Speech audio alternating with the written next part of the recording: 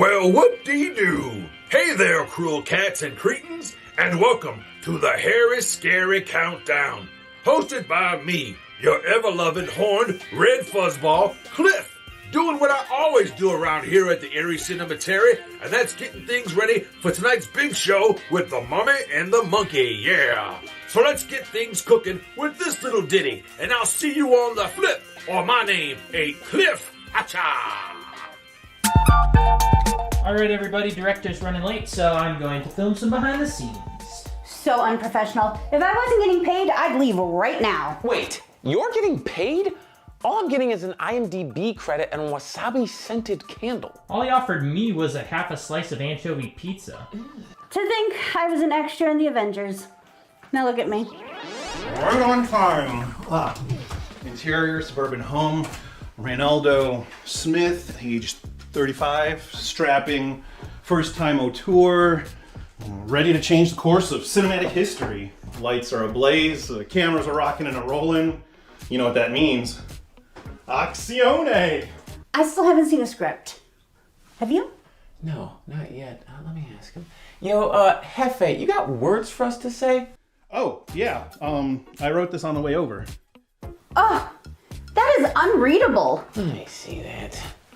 It's better than my last hemorrhoid commercial. You can't seriously think this is acceptable. Hey, when inspiration strikes, you write. Exactly. Well, I can't act off a dirty napkin, so sorry not sorry. Oh, my baby! Look, I know this isn't my place to say, but why don't you explain the gist of the scene and they can try improvising? I can dig that. I don't know if you know this, but I improvised that whole Recticare commercial. Bingo! That's, what I wanted from the start. Improvise? What's the scene? You two are long-lost lovers trapped in a swamp being chased by a bog hag. Brilliant. A swamp. Yeah, let me stick my toes in all this murky water. Great production value. Pete, add in a green screen swamp. Can't do it. Let's dim the lights and call it a haunted living room. Perfect! We have a living room. Action! Oh, how I love you, Beatrice, from the bottom of my ghostly heart. Stefan. Ditto. Cut! Brilliant. Love everything about it. Now, take all of that emotion and add in a hatred most pure. Oh, Beatrice, I love you with the hatred burning at the bottom of my ghostly heart. The feeling is mutual. Cut! Keep all of that energy. Now, Stefan, you are a robot. Beatrice, you are a chicken. Go! Beep, bop, bop, bop, beep, bop, beep, beep, beep, Yes! Oh! Now for the pièce de résistance. Do it again, exactly the same. No noise. Pantomime everything. You're a freaking genius. This is gonna cause so many continuity issues. Fix it in post. I'm still getting paid $500, right? Yeah, after the movie hits the big screen, you'll make a lot more than $500. I knew it. That's it. I'm done. I am out of here. This is still going up on IMDb, right? IMDb? What's that? I had so much faith in you. Pete, you and I can make this movie by ourselves, right? Look, man, the cast just left and I don't even like anchovies. You're on your own. Fine! I don't need any of you. I can do this all on my own. Reynaldo, this is your moment to shine. Lights, camera, act!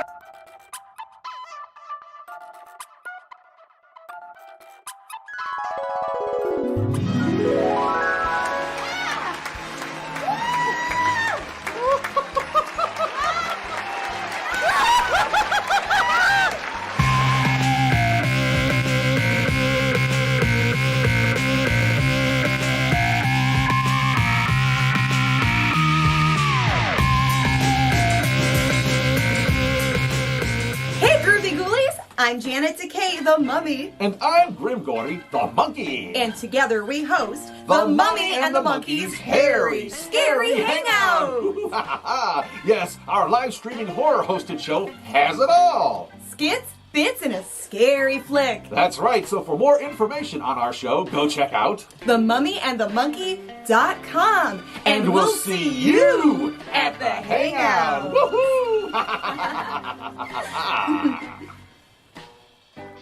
Well, welcome back, Connor. Hope you're enjoying the pre-show. The Hairy Scary Hangout will begin shortly. Until then, here's a few jokey wokes to tide you over. 2 vampires walk out of a blood bank. What? It could happen?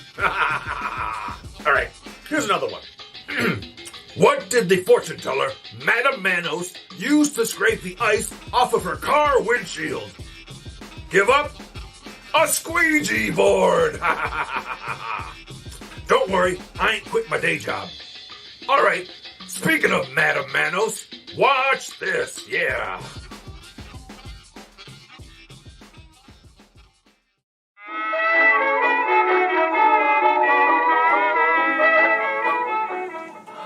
Great spirits from the beyond, are you there? Excuse me, but Silence! Don't you hear them groaning? They're trying to contact us. Well, that's nice and everything, but I think that you need to... Don't you hear it? There they are again. Oh, ancient ones, speak to us in your forgotten language. Tell us this man's future. Time out there, Sister Swami, whatever your name is. Now, I'm no fortune teller, but I bet I can tell you a little bit about yourself. What? What do you mean? Well, when it comes to pizza, I'll bet you're a deep dish Chicago style type of gal. Yeah, that likes extra cheese, pepperoni, and a little bit of mushroom. And I'll bet that you didn't eat your lunch today either.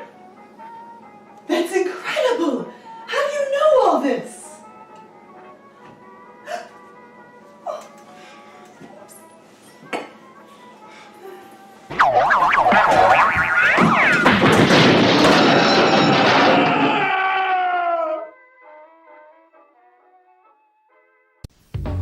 You make me giggle, you're a whole lot of fun. It's no wonder you're my number one.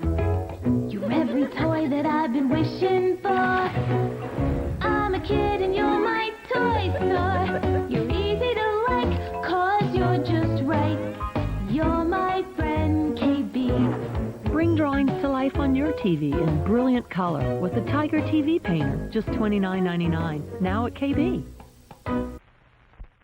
Just as a pool of water reflects the beauty of this home, now a new kind of floor wax reflects the beauty of your room. It's new formula Clear from Johnson Wax with the shimmering new deep look shine. Yes, Clear, the floor wax that dries clear as glass, never yellows, now brings you the shimmering new deep look shine. New formula Clear. Try it. This is Susie, 8 years old this week. This is Susie's dad. His camera is 8 years old this week, too. Susie sure has changed a lot in 8 years, and so have cameras. Suppose Dad had a brand new Brownie Star-Matic camera. He'd get the right exposure time after time automatically. This amazing camera measures the light with its electric eye light meter and automatically adjusts the lens. When you shoot in the shade, the lens opens to admit the correct amount of light. And in the sun, the lens closes down. You get the right exposure at all times automatically. Beautiful pictures in deep shade like this, or in bright sun like this, all automatically. So why not take your pictures the modern way? The Brownie Star-Matic costs only $34.50 or as little as $3.50 down. Other Brownie cameras start at $5.95.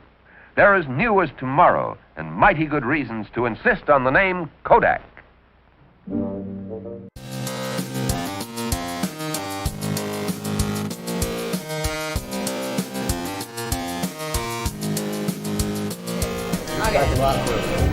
So you're both in. That's a creepy bone. The microbone. The microbone. That's pretty funny. That's pretty funny there. Ready whenever you are, Grim. Wow. Jimi Hendrix is here. Oh, we're getting feedback. You're good. Okay, we can still do this. All right.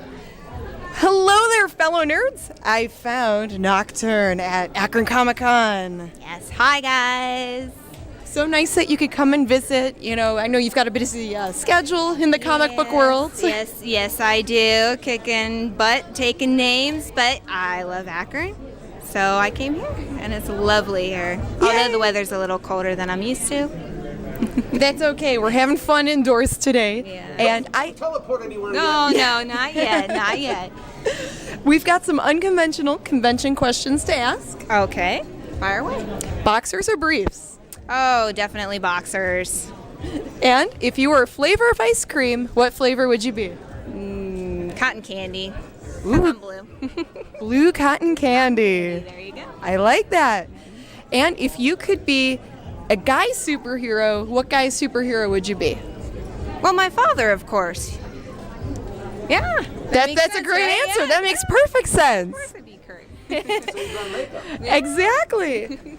All right. Well, I think we're going to go find some other cosplayers to bother, and we're going to move right along. Thank you, Grim. Nocturne out. Hey everybody, welcome back. Grim Gordy here at Akron Comic Con, and I'm standing here with the Catman, yes, from DC Comics. Ooh, how you doing, Cats? I'm doing all right, man. Okay, he's brave enough. Can you tell us a little bit about your character and things like that? Catman was originated back in the 1960s, and he's always been a rival of Batman. He joined Secret Six. He went separated from Secret Six, then joined it and separated it. He's just pretty much an anti-hero. Well, that guy likes to flip-flop a lot, huh? Anyway, so we're here. We're going to do a segment with you called Unconventional Convention Questions, okay? Got a couple questions for you. You can answer them to the best of your abilities, all right? How's that? Okay. All right, sounds good. Okay, let's start out with a simple one. If you were a pull-string toy, what would your catchphrase be? Not catphrase, catchphrase. I'll sharpen my claws on you. Ooh, that sounds interesting. Okay, the second one, let me think. Boxers or briefs? Boxers. Oh, see, that's an easy one, right? Too easy almost. Okay, let's see. One more. If you could be any female superhero, now this is a photon torpedo to your head. You have to answer this. Who would you be, and why? Wonder Woman, and it's pretty much because she's the most bad bleep character of all. Ooh, I like that. He bleeped. That saves us a lot of editing. He bleeped his own word there. I appreciate that. All right, Catman Carruthers. Thanks so much, man, for being on the Mummy and Monkey Show. Any last words? Just keep fighting the crime how you normally fight it. That's right. And we'll do that. And we're going to get back to our normally scheduled program. What you are about to see is bizarre, unsettling, and riveting. Sparkling soft drinks. Ain't nothing like a good Mountain Dew. Hey! Hey! Steaming hot coffee. Roses are red, and how do you do?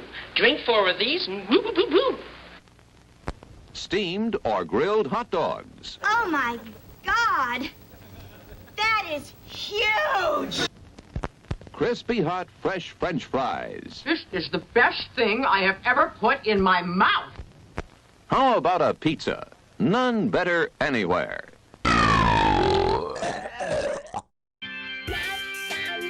Hey gang, it's been real. They say that all good things come to an end, but things are just getting started around here. That's right, there's no time like showtime, baby. So let's get this party started.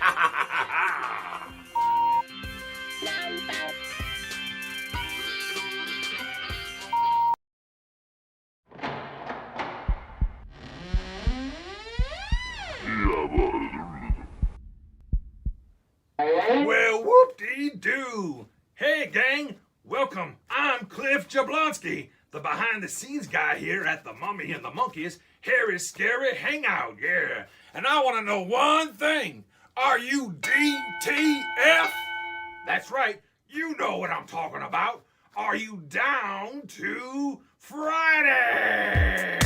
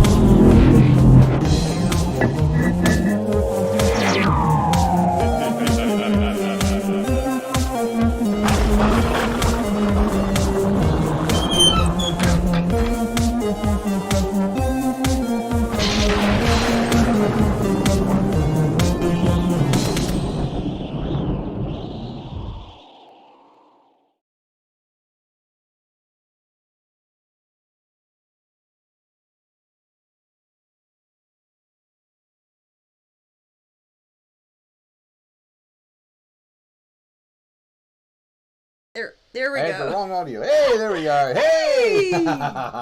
What's buzzing, cousins? I'm Grim Gory. And I'm Janet Decay. And together we host the Mummy and the Monkeys Hairy Scary Hangout. Episode 204. And many, many more to come. That's right. Yes, it's DTF, baby. Everyone's DTF. And of course, here that means Down to Friday. Yeah, get your minds out the gutter. Happy Friday, everybody. Yes. And during the Hairy Scary Countdown, we got to see a fun comedy short by The Freak Show. Filmmaker B.J. Halsell put that together for a 48-hour film festival, I believe. That's right. And he's earned some recognition during the 48-hour film fest. He's a Cleveland filmmaker.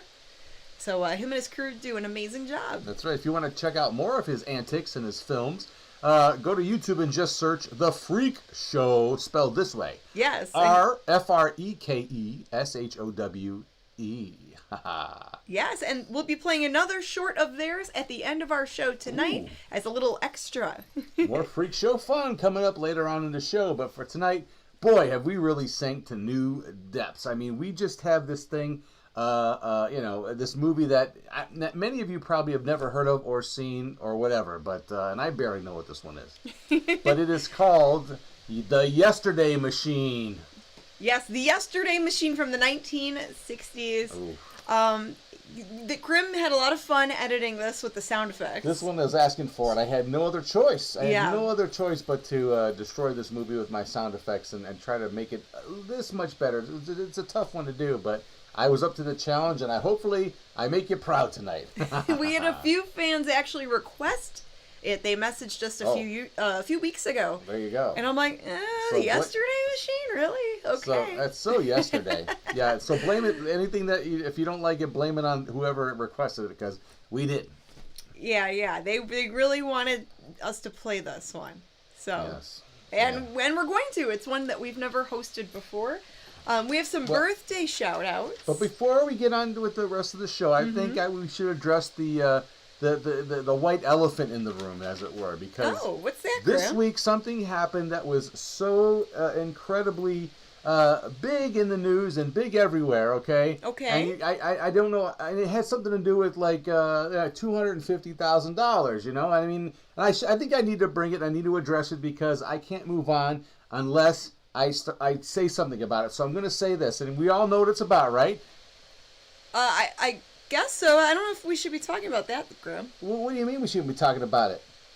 But, because it's, a kind of a sensitive topic.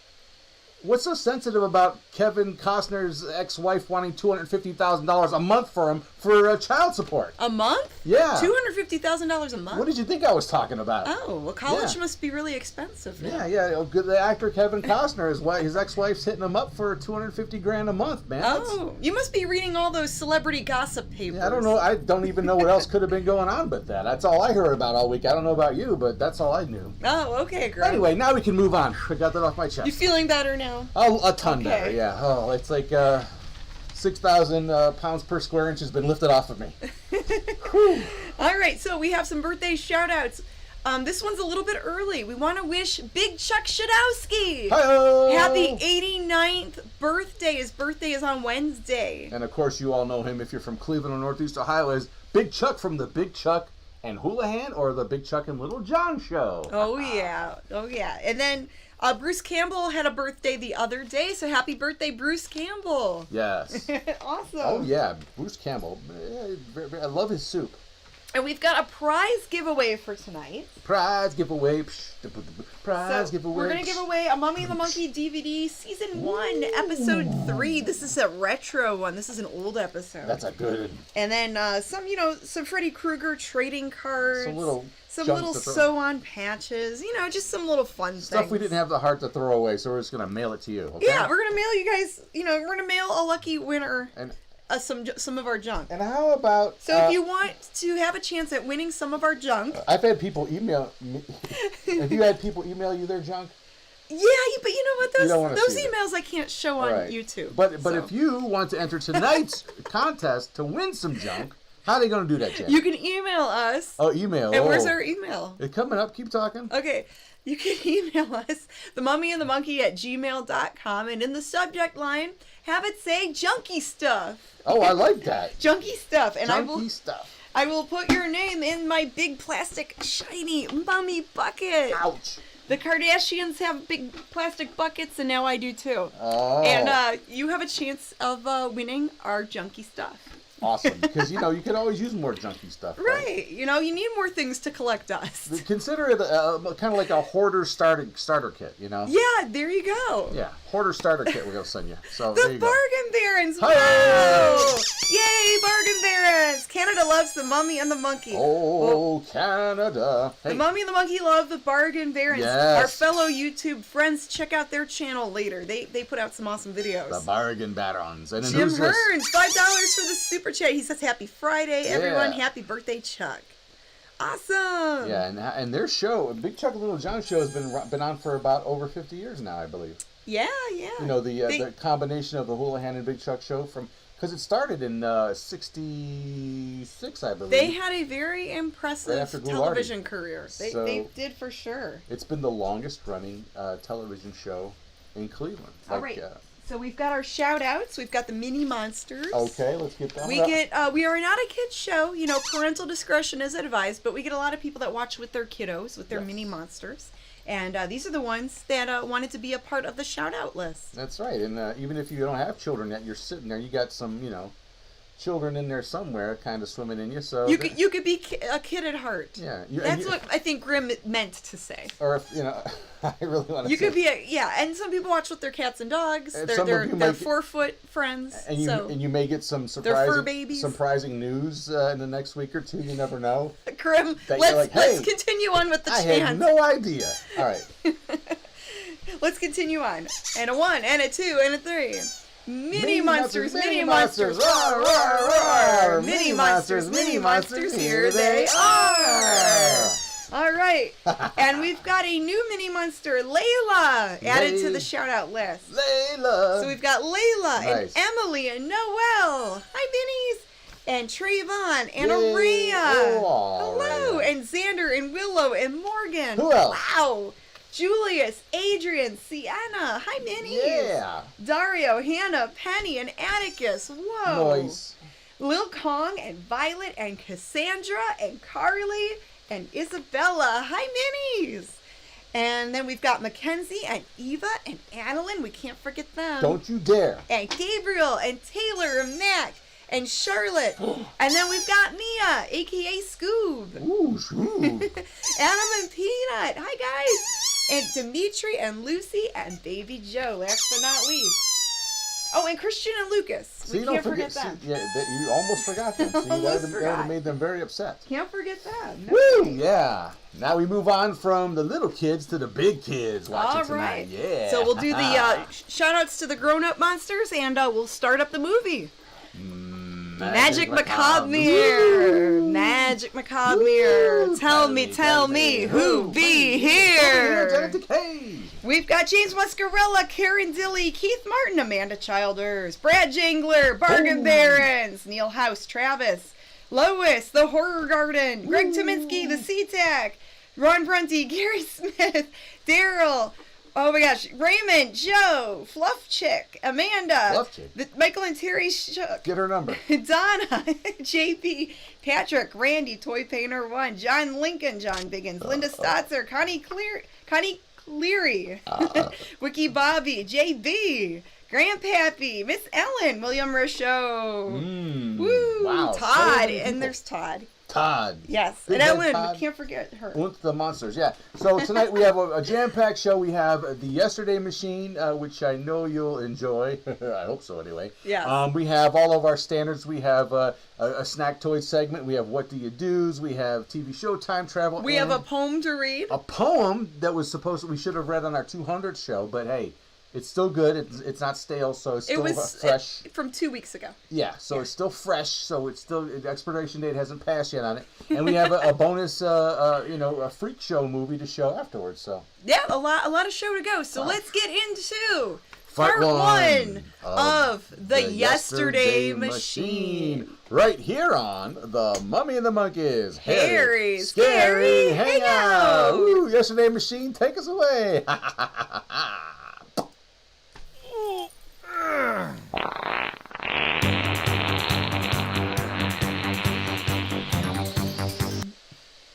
Wait a minute, no.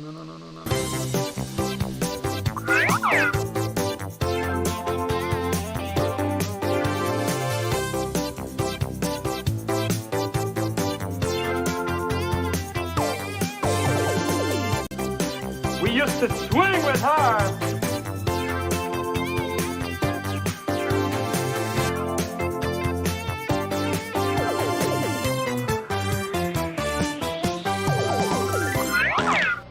Well, there you have it, all you transistor radio bugs. How'd that one grab you?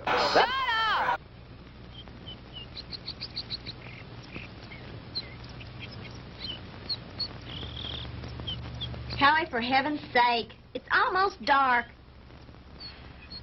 If you don't hurry up, we're gonna be late for the game. Don't be a dingbat, will you? Margie, have you ever tried to fix a fuel pump to a rock and roll beat? Well, I'm sorry it made you nervous. I just thought it was a good chance to get in some practice. It's okay. Forget it. Nothing I can do anyway. At least not way out here. You said it, Buzz. Well, I wish you hadn't taken this crazy nowhere shortcut. Boy, this is like Lossville. I know. I goofed. Damn right. And I've got to get some help if we're going to get there in time for the kickoff. Hey, didn't we pass a farmhouse about a mile or two back down the road? No. Yeah, that's right. Back around the curve. Come on, we'll be shorter through those woods. I knew I should have taken that left point of Albuquerque. Howie, it's cold. It's so dark, we should have brought the flashlight. It isn't working. Batteries are down and I forgot to replace them. Oh, come on, Charlie Brown.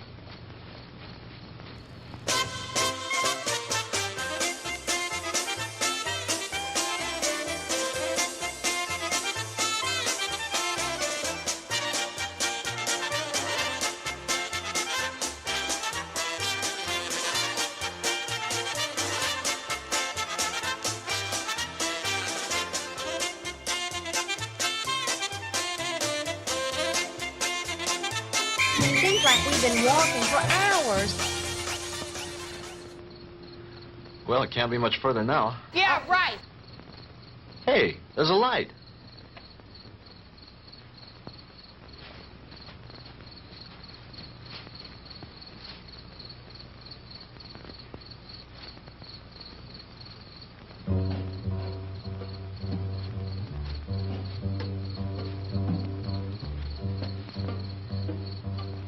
Huh.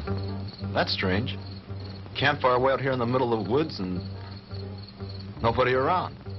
Kind of creepy, isn't it? Yeah. Hold it right there, both of them. Hey, Dad, what are you made up for? I mean, what's the bit? Hey, now, don't point that thing at us. It could go off. Come on now, who are you guys?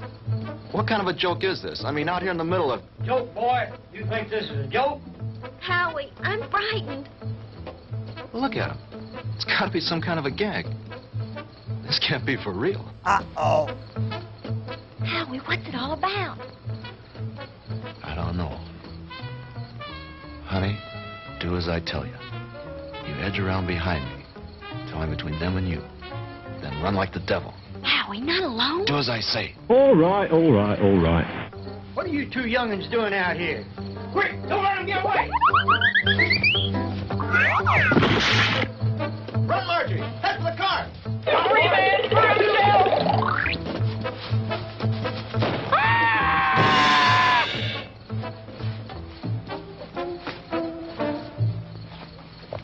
Go! Oh, my ovaries.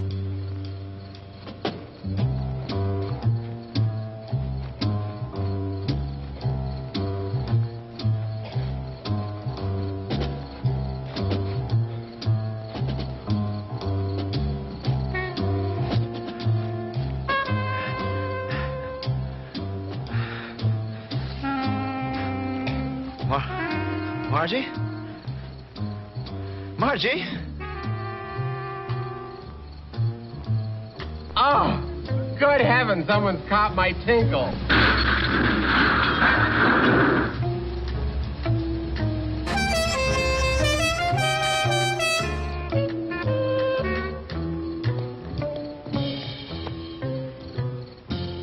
Yeah! What happened to you?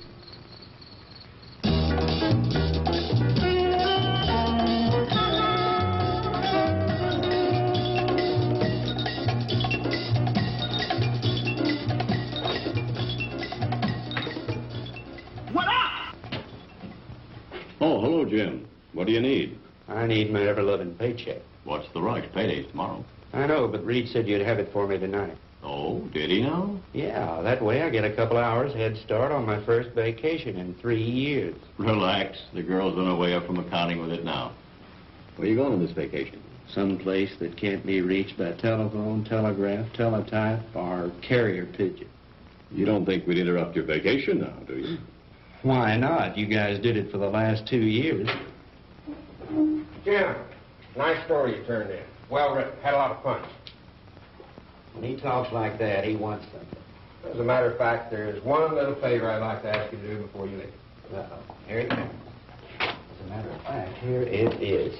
Wah-wah-wee-wah! The accounting department is certainly coming up with much more interesting figures lately. Do you like stream? I've only seen you on Insta. See you guys. Oh, come on, Jim. Well, this will just take a few minutes. Not much out of your way. All you have to do is get a few details and phone them in from there. From where? Carver Street Hospital. Murphy called in from police headquarters, and some college kid was brought in with a gunshot wound. Here's his name. Why doesn't Murphy cover it? He's on police tonight. He's busy on the cat burglar story. That's my problem? Who shot the kid? That's what I want you to find out. May not be anything in it, but you never can tell. Okay, I'll do it. But afterwards, I'm leaving for my vacation. Definitely, irrevocably, and finally. Do you read me, Great White Fathers? Only too clearly. Have a good night. I intend to. That's all right with me, Dr. Thorpe.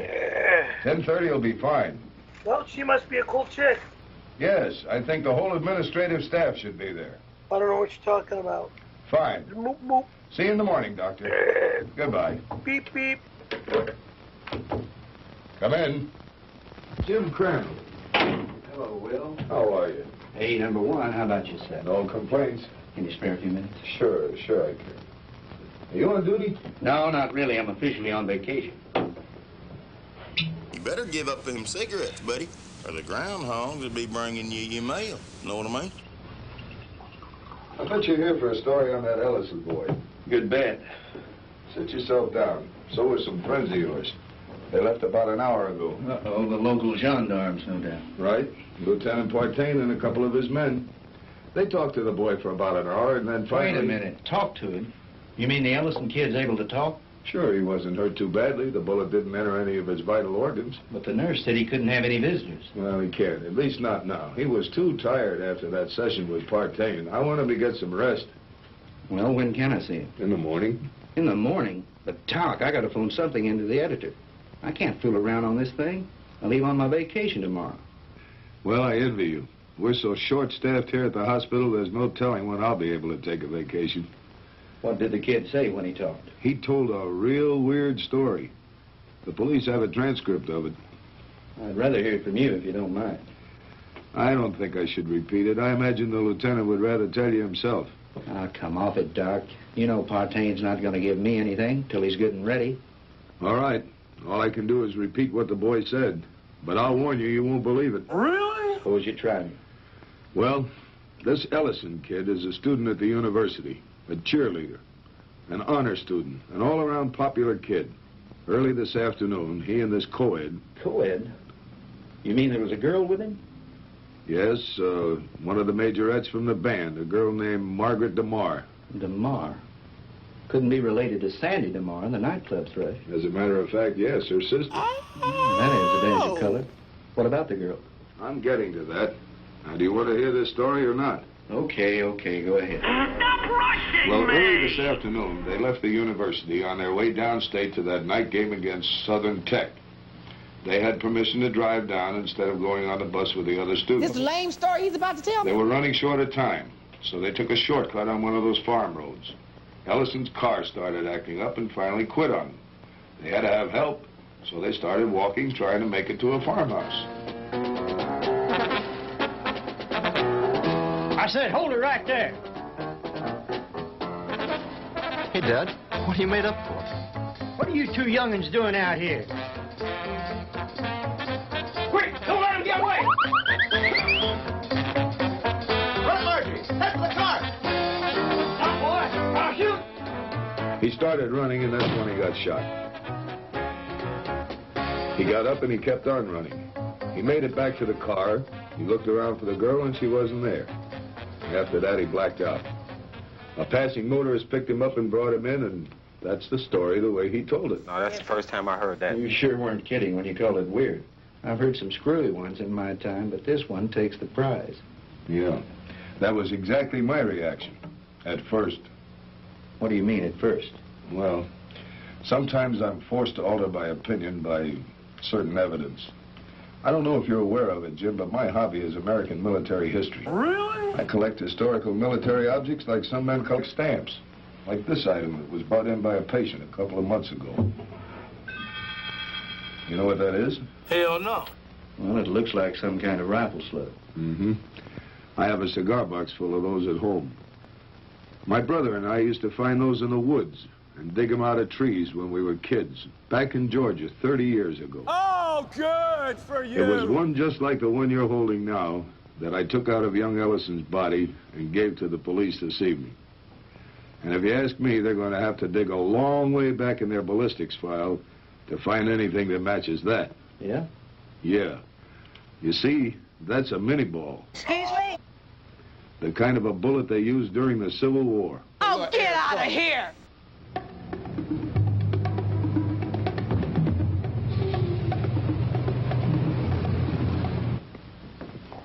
Now, ladies and gentlemen, it is my privilege to present our heavenly little headliner and collector of 2 gold records, the girl with the orchid voice, Miss Sandra DeMar.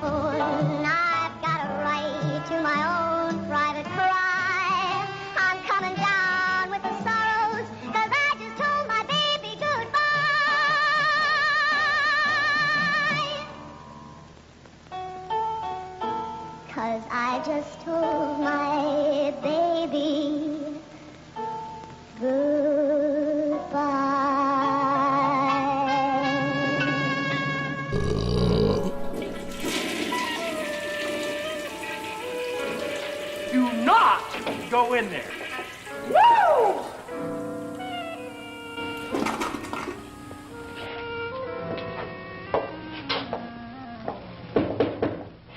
Yes. Sandy, are you Nathan? Yes. Two gentlemen from the police department want to talk to you. Police? Yes, Mr. Mark. I'm Lieutenant Partain, and this is Detective Lasky. We're just making a routine investigation. Have you heard from your sister this evening? Margie? Why, no. Why do you ask? Well, we just thought she might have called you. You see, we have reason to believe she may be missing. Missing? I don't understand. She's at a football game in Stephenville with Howard Ellison. I'm afraid not, Mr. Mark. Maybe you'd better sit down and let me tell you all that we know about it so far. I appreciate that.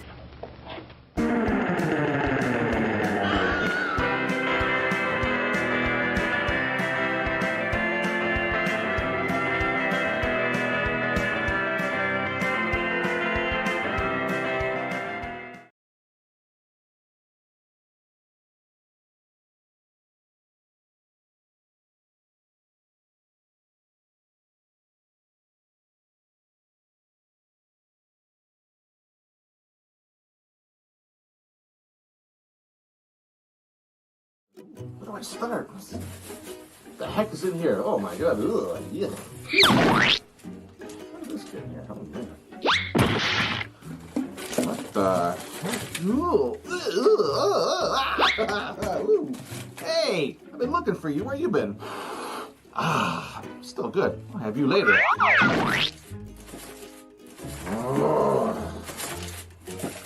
Hey, Monkey Man, what you doing? Is that our junk drawer? What are you looking for? Can I help? Look, if you really need to know, I'm looking for a receipt. A receipt? For what?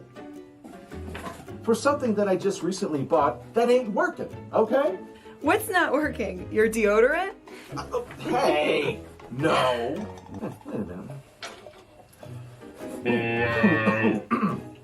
Ugh. Maybe I do need to look for that receipt. But what's really bending my banana is this little smart speaker gizmo here that I bought today at the dollar store. Yeah, it ain't working. I want my buck back. Yeah. You mean this thing here?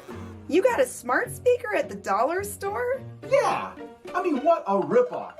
You know, I talk to the thing, I ask it questions. Watch. Smart speaker. I want to know where the nearest pizza joint is.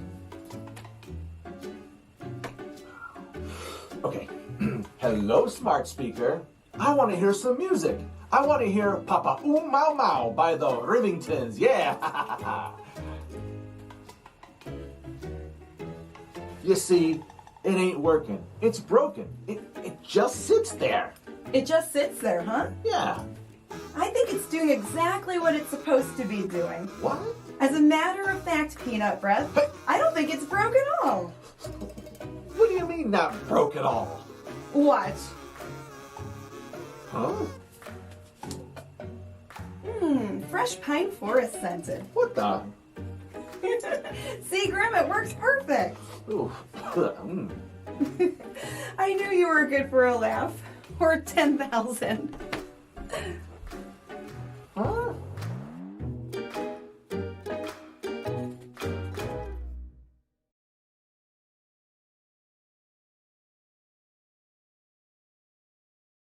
I can't click anything. There we go. Welcome back to the Hairy Scary Hangout, gang. Yeah, you're watching the Yesterday Machine tonight. Wow. Yes, and we have another birthday shout out. Oh, yes. We had some earlier. We're going to do one more shout out. We want to wish a very happy 13th birthday. They have a birthday this Sunday to Miss Kelsey Bug. Yay, I hope I'm saying that right. Kelsey Bug. Happy 13th birthday, Ghoulfriend. Indeed. Boy, is a nice day to be born. Haha. Yeah, we want to thank Greg for the super chat. Oh, yes. Yes, for the $5 super chat. Hold on a second. If you're watching this on YouTube, people give us tips or super chats. So and Greg, of course, is our Snack Master General. He is our Snack Master General. He has supplied us with many, many snacks. And coming up next, Oh. Is wait a our minute. snack Are you toys. reading the poem first? Oh, we could read the poem first, Do too. that, and then we'll dive into snack toys. Okay. See, to make sure we don't forget to do it. Yes, so we forgot to read this last episode. You forgot to read it. We both did. That's okay. I'll take some of the hit, too. Go ahead. All right. So, let's see. I'm just checking my notes here for everything else. And clear your throat and all that stuff. Yes. So, Donna Yannick sent this. And she emailed it to us, and we said we would read it, and we forgot to. So, we're reading it now. And we want to thank... I'm reading it now, and I want to thank Miss Donna for sending this. This is really cute. Yes. So, this is the poem. It says, Happy 200th episode anniversary, Mummy and the Monkey poem. The Mummy and the Monkey are horror hosts you know. They bring us joy on Friday nights, and wow, their show has grown. They're bringing back the Cleveland pride. We're known for many hosts. The Mummy and the Monkey are the hosts with the most. We all gather for the shows. The movies aren't the best, but Grim adds funny voiceovers and gives the show some zest. We get to see some Stasha skits, and Snacktoid time is great. The Mummy and the Monkey give every treat a taste. The yummy Mummy adds sweetness and puts up with Grim's farts. So come and join us Friday nights, and they will win your hearts. Yay! Thank you so much, Donna. Thank you, Donna. That's sweet. Very sweet of you to put your talents to such a cause. We really do appreciate that, and apologize again for not reading it last week or the week before. But we got to it, right? And yes, that kind of segues nice into the snack toy thing. It does, since she mentioned snack toys in the poem. That's right. So that's right, gang. It's ready for your one of your most beloved bits of our show.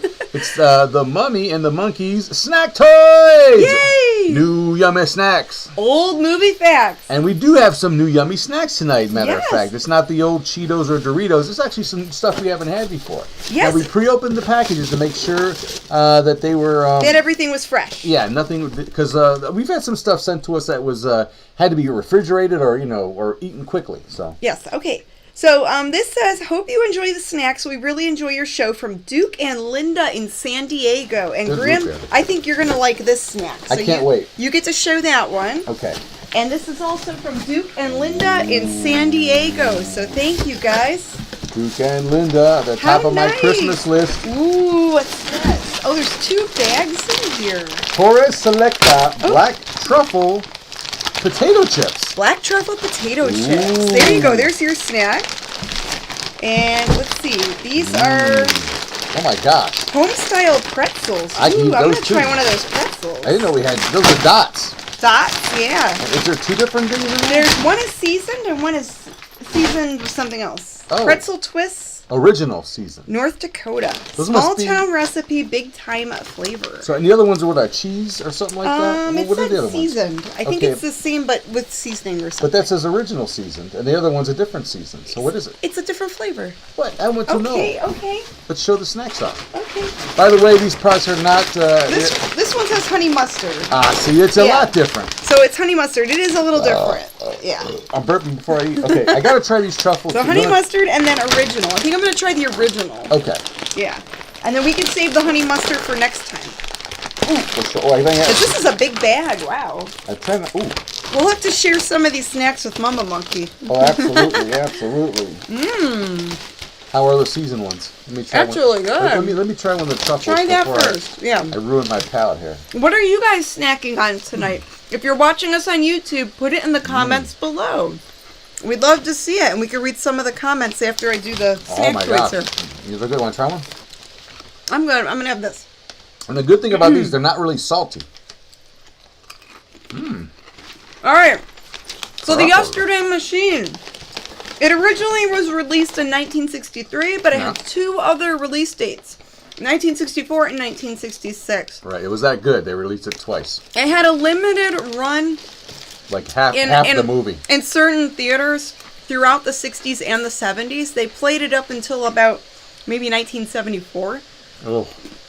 at some drive-ins and stuff. Different theaters. Yeah, to drive people out of the drive-in, they put that movie on.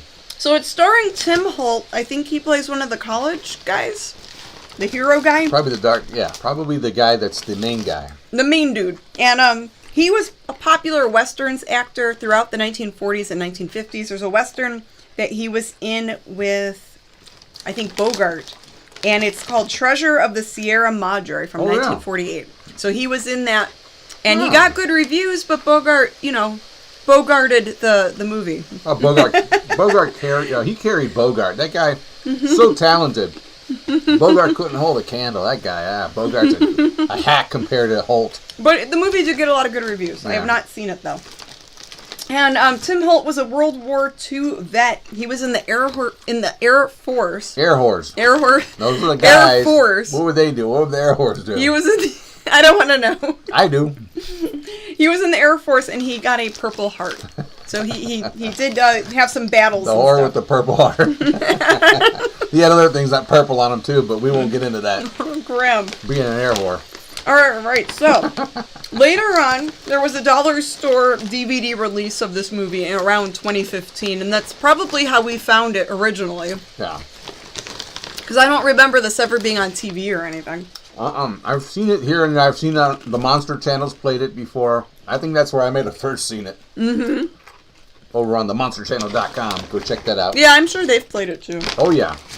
But, okay, so... Let's see, who else? Russ Marker wrote and directed this movie. He also made the movie Night Fright from 1967. And that's a movie we're going to be playing next week. And he made a movie that's actually lost. It's called The Demon from Devil's Lake from 1964. Which turns out the movie we're going to show next week is actually, I think it was based on that script that never got made. But, yeah. It's weird. Like, so he made a couple of movies. He acted in some films. He had bit parts in movies and TV shows throughout his life. He played several characters on Walker, Texas Ranger. Ooh. One of them, he got to play a homeless man on Walker, Texas Ranger. Oh, wow. Isn't that interesting? And he wanted to be that in real life, too. And he passed away in 2010. So it sounds like he had a full life. I honestly couldn't find much on the other actors. Was he really playing the homeless guy, or was he really homeless when they were filming that Walker? That just happened to be in the scene. I don't know. He's gone now, so I can't ask him. But well, hey, let's read some of them. Rest in peace, Tim Holt. And thank you. No, not Tim Holt. Russ Marker. Oh, Russ Marker. Russ Marker wrote and directed this, and he also was an actor himself. Russ Marker. Russ Marker. Yes. Thank you, Russie, baby. All right. Let's read some of these comments. Please do. It's an interactive show, so we want to, we're live streaming tonight on Friday night, June 23rd. Reese's. What people are eating. David says he's having purple cosmic gummies. Wow. Cosmic gummies. I want to make some cosmic. Raymond's having Captain Morgan's spiced rum and Coke. Ooh, wow. That sounds good, too. Spootneck is having Lay's Stacks Mesquite Barbecue. Those are good. And Michael's having hot dogs and Fritos. That's really good. That sounds like good picnic food. That's a good combination, actually. I love Fritos. And root beer with that's even better. But those truffle chips are delicious. Thank you so much. Those pretzels are really good. Thank you to Duke and Linda from San Diego. Duke and Linda, like I said. That's really sweet. Yep. Very, very nice of you. Okay, and then Todd Andrews is having popcorn. And let's see. Honey mustards are good. Really strong flavor, says Mark Allen. Yeah, you got to be careful. Maybe those are seasoned a little bit different. And what's the seasoning on those pretzels like? It's like a pub. Like a salt and pepper kind of. Let me try. Try one. Yeah. It just tastes like salt and pepper to me. It's like that pub seasoning. It's got like a little bit of a pepper bite. Well, if you ever get a snack mix and they mix everything like pretzels and Chex, and it's like a Chex Mix type of paprika and something else. Yeah, it's good. Just a little bit of a spice. That's not too bad. And thanks, Brad Bone Jangler, for saying that he liked my shirt. Yeah, it's a good old classic Halloween shirt, even though it's not Halloween. Hey, it's every day is Halloween, right, for us. Halloween all the time for us. So, all right, let's get into the rest of the Yesterday Machine. Not the rest of it. We're only at part 2. Part 2 of the Yesterday Machine. Don't get people's hopes up too high, Yes, and guys, we are doing a Harry Scary Hangover tonight, so. Yes. Maybe that'll keep you. The after show. Yeah, so give me something to look forward to. Okay, so here we go into part 2 of the Yesterday Machine. Bless you. Oh, it's probably.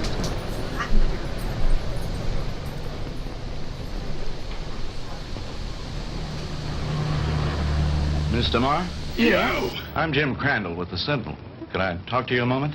I'm sorry, Mr. Crandall. I really haven't time to talk. I've got to get home in case my sister calls. Well, that's what I wanted to talk to you about. Did I give you a lift home? Back off, Jack! Thanks, but I'll take a cab. Well, they're kind of slow this time of night. Well, all right, if you're sure it's not out of your way. Of course not. It's part of my job. You're spending the night with Fred Jarvin, male prostitute.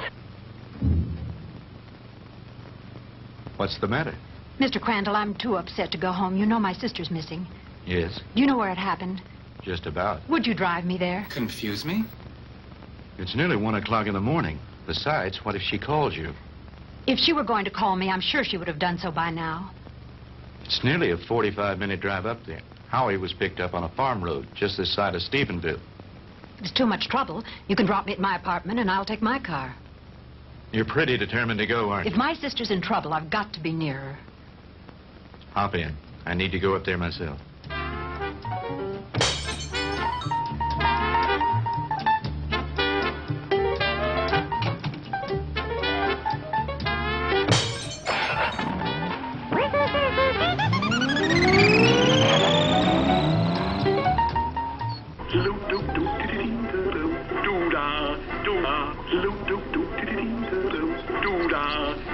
Lieutenant, we checked that house from top to bottom.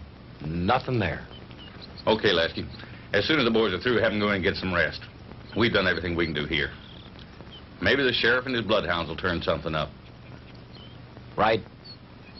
I'm going back and clean the crackers out of my bed. I'm expecting company.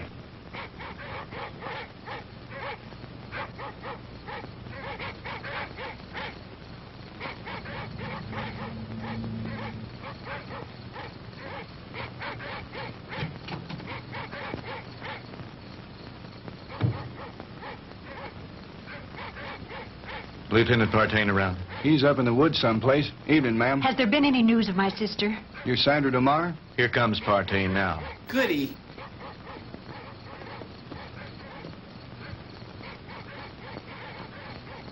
Lieutenant, have you found her yet? I'm afraid not. Crandall, what'd you bring her out here for anyway? I made him bring me, Lieutenant. Can you tell me anything about Margie? No, ma'am, I think you both made a trip out here for nothing. Why don't you go home and get some sleep? He's right, Sandy. You should do as he said. Jim, somewhere out there in that horrible blackness, it's my sister. Those dreadful dogs. They sound so terribly ominous. Oh, Jim.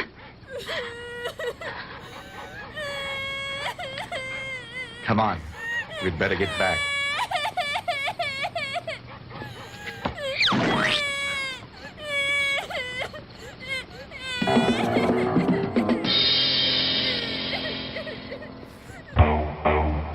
No, I'm going to check all the antique gun shops this morning, as soon as they open. How about the kid's parents? You come contact them? Lieutenant, Ellisons live in Denver. I tried all night to call them, but they weren't home. How about a cup of coffee, Jim? Yeah, black. What about the kids at the university? Ellison's fraternity brothers. I talked to everyone in the dorm. They like him. What do his professors say about him? Bright, popular boy, good scholastic records, level-headed, down to earth. Not the kind to make up wild stories. Alrighty. Well, that cracks another one of our little theories wide open. How's it going? You just getting here? Some of the other fellows came in a couple of hours ago. Yeah, I was out with the sheriff and his bunch. And have we got a Lulu? Yeah, what is it? The girl's sweater. We found it out in the woods, not far from a smoldering campfire. Go on. Well, we gave the scent to the dogs, and they took off like Moody's goose.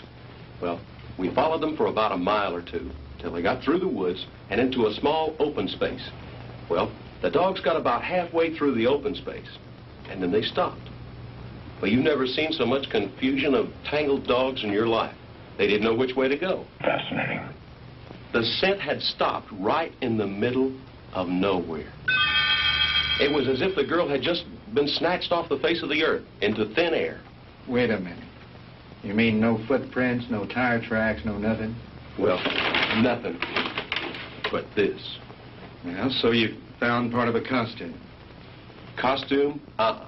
This is the real article. I checked it out. What do you mean, checked it out? Look at the label on the inside. McCord Brothers. McCord? Outfitter to the military. Charleston, South Carolina. I checked with the Charleston department, and they gave me some very interesting facts from one of their newspapers.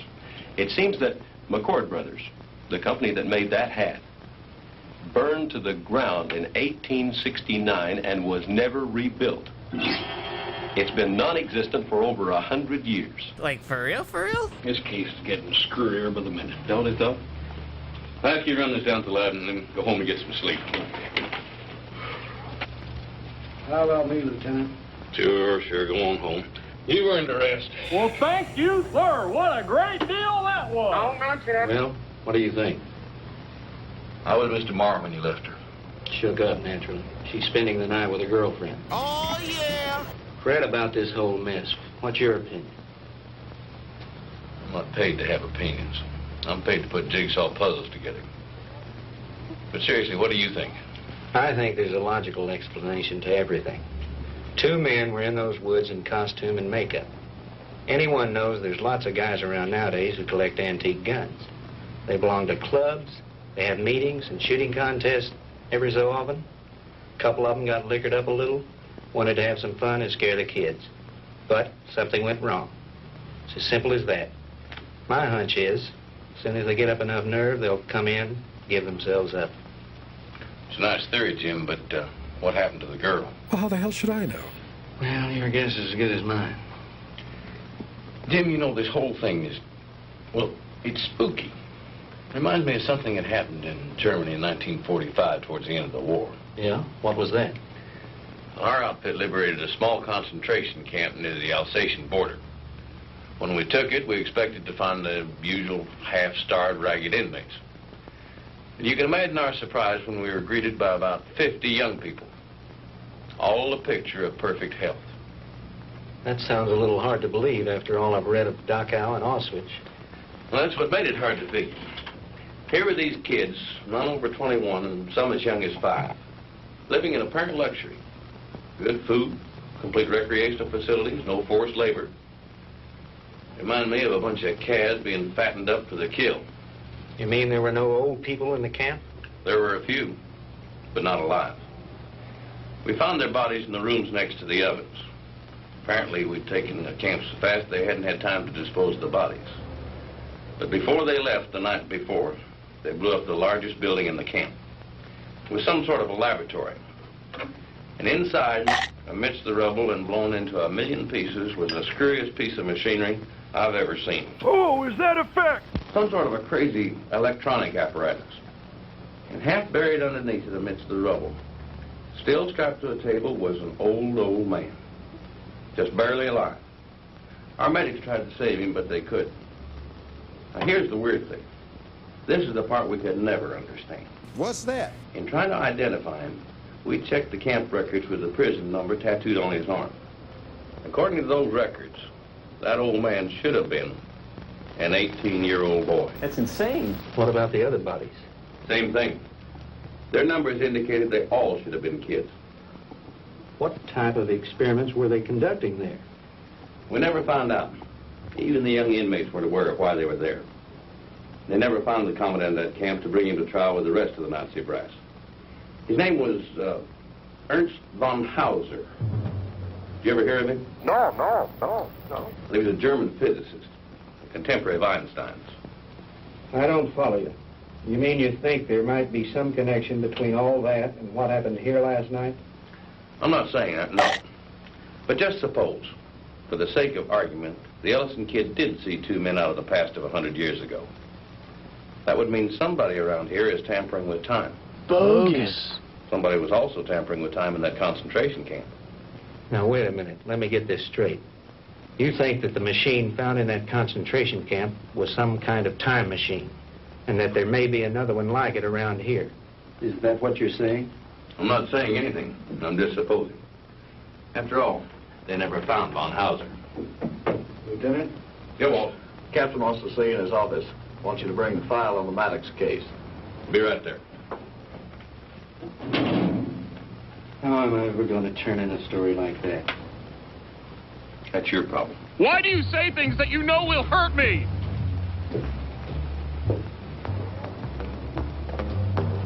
I'm trying to use the phone!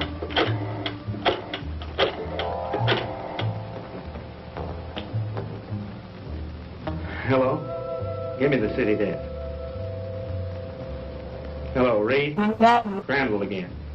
Would you tell Show I'd like to postpone my vacation and stick with the Ellison story? Yeah, that's right. You know that Pulitzer Prize you're always kidding me about? Well, if this thing turns out to be what it looks like, I just might win it. No, nothing new at the moment. I'll keep you posted. Yeah, I've got a little research to do in the library. Then I'm going to the hospital to interview the kids. Right. Talk to you later.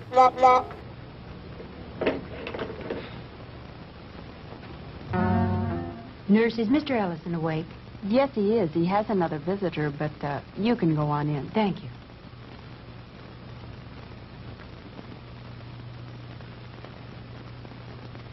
What are you doing here? I'm in the middle of infotaining. Sandy. Hello, Howie. How are you? Hello, Jim. Good morning. Have you heard anything from Margie? Not yet. I brought you some flowers. That's nice. Thank you, Sandy. I'm sorry about all this. I mean... It's all right, Howie. Now, don't you worry. Whatever happens, I know it wasn't your fault. Jim, have the police found out anything yet? No new developments. I'm going up there in a little while and have a look around myself. I want to see the place in the daylight. Would you mind if I went with you? Of course not. I'd enjoy your company. Howie, would you forgive us if we ran off right away? Sure. I understand. I'll drop back in later. Bring me some magazines. Yeah. True Confessions and Ladies' Home Journal. Gee, thanks, Mr. Crandall. Those are two I never miss. See you later, Howie.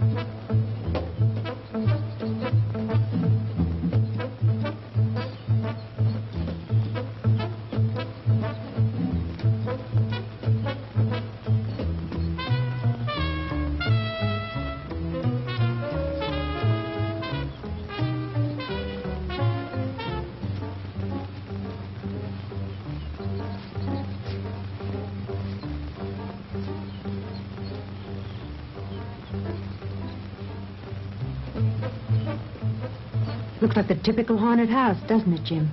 Yeah. The meadow where they found the cap and where Margie's trail ended is supposed to be nearby. Do you think this old place has anything to do with her disappearance, Jim? I don't think so. They searched it and didn't find anything. Her sweater was found somewhere in those woods. I think I'll have a look around.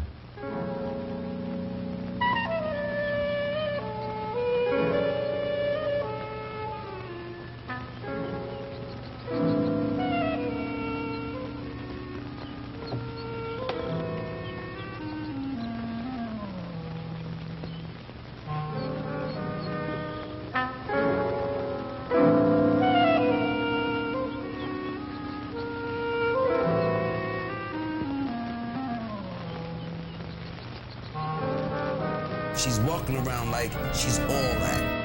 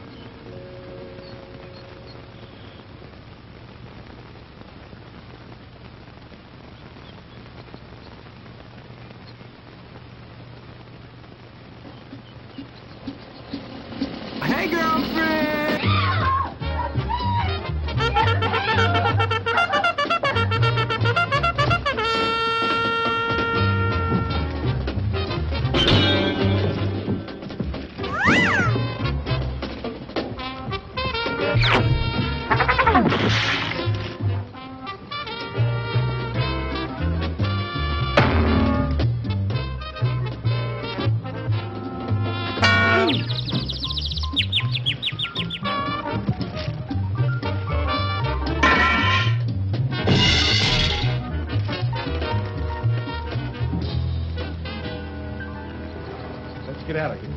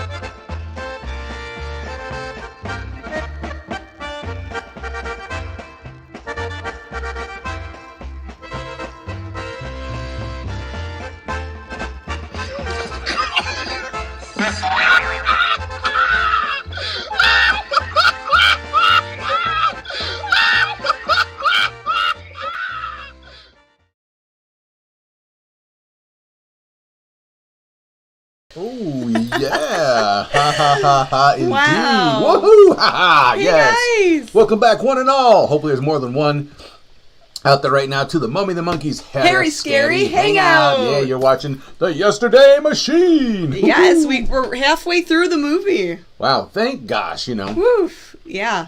A lot. This is one of those real talky movies. They have to explain everything. Yeah, they have this much plot and this much time, you know, so they have to, you know, stretch it. And I chopped out about a half an hour of this movie, by the way, because you know how we do. Oh, thank goodness. I saved you a lot, trust me. There's still a lot of walking around in the woods, still a lot of, you know, over-explaining things and exposition, but, you know, I try to, you know, fill in some of the cracks there with sound effects and drop-ins. More fun stuff coming up in Part 3. But right now, it's time to talk about all things going on in the world of the Mummy and the Monkey. Ha-ha. Yes, so we have some appearances coming up this summer. That's right. And one is, I think, several weeks away. All right, so let me get to the stills tab here. And I don't know what's going to pop up first, but go ahead and talk. We have partnered with one of our favorite comic book stores in Northeast Ohio. Yes. And the comic book shop is called North Coast Nostalgia over in Parma, Ohio, over in Stasha's neck of the woods. And that's her favorite comic book shop. And yeah, we're going to be there Saturday, July 15th from noon to 2 p.m. Doing a little meet and greet with the shoppers Saturday afternoon. So if you are in the area, you can stop by and say hi. That's right. It'd be great to see you all there. And they have plenty of cool stuff. They have toys. They have comics, of course. Back issues, new stuff. I mean, heavy on the Silver Age. They have some really cool, you know, Marvel and DC books from the late 60s, early 70s into the 80s. But tons of back issues, all on a bunch of new stuff. But yeah, you should come out and see us. We love everybody there, and we're going to hang out with them. And Adam's a great guy. So just come on out and see us, and we'd like to meet you. Yeah, and there's a lot of cool stuff there. Like, we have bought a lot of comic books from North Coast Nostalgia. Oh, yeah. We love shopping all the oldie books, all the discount bins. It's a lot of fun to look through them. Right, so write that in your calendar in ink pen, not pencil, because you got to be there. All right, next big thing in the world of Mummy and the Monkey, we have been nominated and added to the 2023 ballot of the Horror Host Hall of Fame. Whoa! Wow! We never expected to be on that ballot. We've inducted horror hosts in the past, and it was a lot of fun. Yes, for the Hall of Fame. For the Horror Host Hall of Fame, like Tarantula Ghoul. Yes. Who else? Let's see. The one that was never there. You didn't see him, but he was the voice. The Ghost Host? Ghost Host. Yeah, we inducted Ghost Host. Yes, and a few others. Yeah, a few others. And we've done it both live and and by via recorded message. But this time, we're actually up in the running. So if you want to vote for us, and you could actually pick 5 different hosts off of this list. You can vote up to 5. You can send your votes into the Horror Host Hall of Fame @gmail.com, and it's on the bottom of that screen, so you could pause the screen if you're watching it on YouTube later. If you're watching us on PMN, you could try to write it down real quick or take a picture with your phone. Yes, and they usually have a ceremony. That's what we're talking about when we induct them. We actually go to the ceremony. So there's actually a ceremony, usually at Horror Hound, correct? Yeah, it's usually at Horror Hound in Cincinnati. We haven't been to Horror Hound in like a handful of years. Yeah, we need to get back. We missed that convention. That's a big convention. It's getting bigger and bigger every year. It's real crazy at Horror Hound. But we'll see what happens. But a lot of fans. It's a lot of fun. So more voting this year, other than the rondos. Now you have the ballot that we're on. So Denise the says, chances are better here. Can I vote for you 5 times? No, it's one please. vote per person, gang. Yes. But what you can do is share it with your friends and family, and maybe they'll want to participate also. And no weird, voting from other. Don't do that. Just do it once. Keep it cool. All right. Yeah, and then someone down there that's pretty cool, Henrik. Oh, our buddy Henrik Kuto. Henrik Kuto. Yeah. He's a filmmaker and he's a horror host as well. Yeah, there's a lot of cool people to vote for. A lot of there. cool people, even if you don't vote for it, there's other hosts to vote for. Okay, so cool. There we are on the Horror Host Hall of Fame ballot.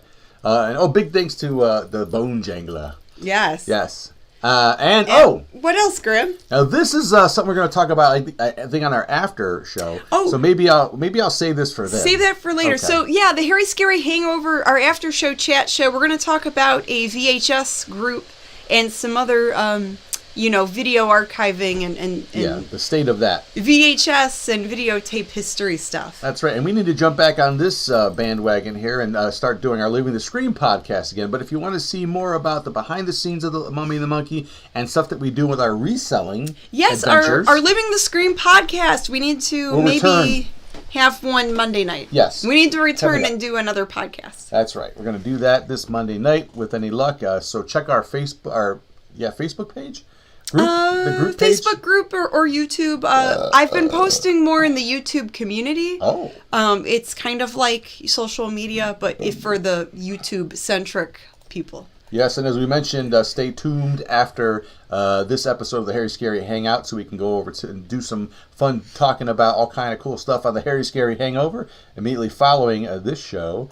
And hey, if you want to be the coolest kid on the block, you can wear Mummy and the Monkey merchandise. Tell them where they can get this stuff, Janet. Yes, we have tank tops, t-shirts, hoodies, and so much more. It's all there on the Teespring store. There's pillows and hats and mugs and all kinds of cool things. You can prosthetic limbs? No, we don't have No, we don't have those. Okay. Maybe one day. Almost everything except for maybe one day, like Mummy and the Monkey bikinis, toupees, swimsuits, or something. Yeah. That'd be cool. All right. I got to go back to us. Hold on. Yeah, come back. I'm working on it.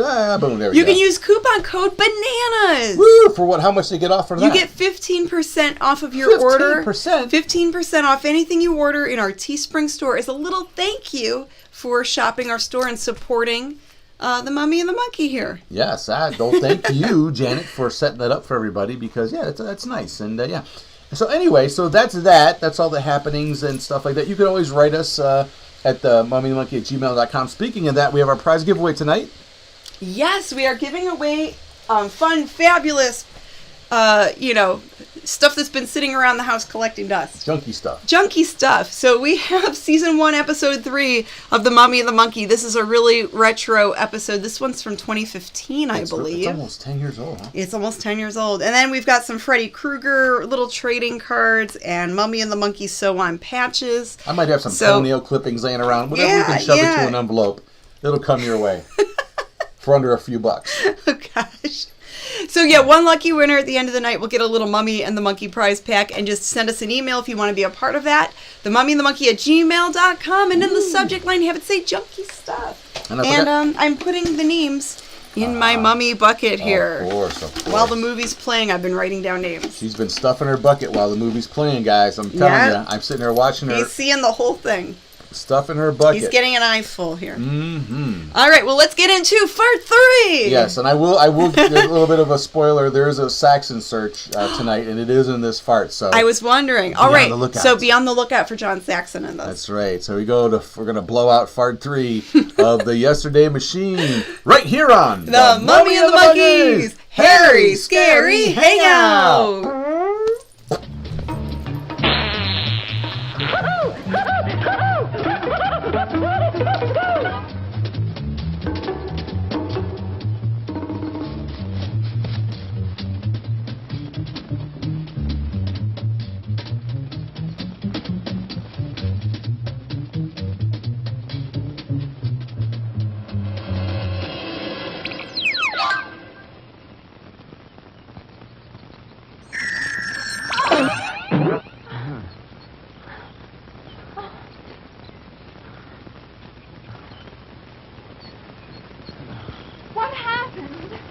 don't know. But we better get back to the car. Watch out for snakes.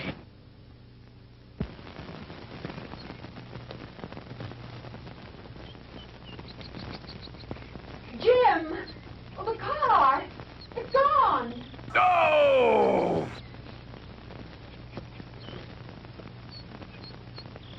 Jim, someone must have stolen it. I would have heard the motor start up. Besides, I have the key in my pocket. Well, this must be the wrong place. This isn't where we left it. This is where we left it, all right. But it looks different here. There are more trees than there were before. And that fence, that wasn't here when we came down the road. You're right. And the barbed wire fence is gone. Jim, we're lost. I don't think so. At least, not the way you mean. Jim, I'm frightened. It's all right. Let me think a minute. I'm trying to think, but nothing happens. This road was paved, and now it's dirt. And there isn't a telephone pole in sight. I know. Jim, what is it? What's happening? I don't understand it. Where's the car? Where are we now? Jim, I know you know what's happening to us, and you won't tell me. And why not? What's going on? Fantastic. Incredible. I never really believed it. What's that? Tell me what's happening. Sandy. What's going on? What dreadful thing Sandy. is happening? Tell me. It'll be all right. Everything's going to work out. But we have to keep our heads. Crying like a doggone baby. I believe our best bet is to follow this road and see where it leads. Come on. Watch out for snakes.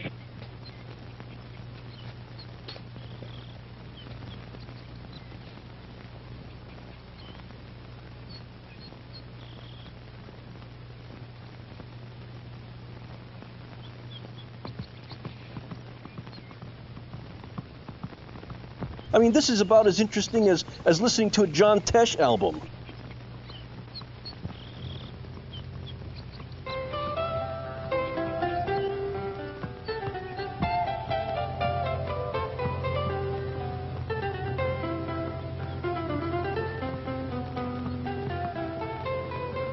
Hello. I'm Mr. Red.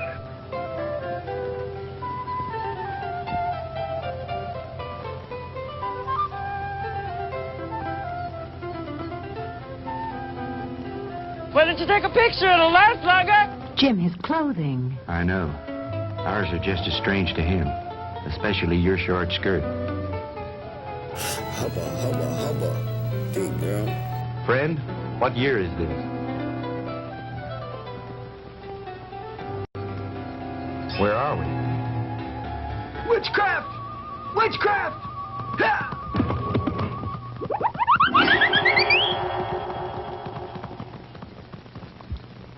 Jim. Honey, I don't know how to explain it, but somehow we've been set back in time. But Jim, that's impossible. Impossible. I know it's supposed to be impossible, but it seems to have happened. Thank you, Mr. Know-It-All. Well, let's not try to figure it out now. We've got to get somewhere to find some help. Some way. Abso-fragging-lutely, damn it.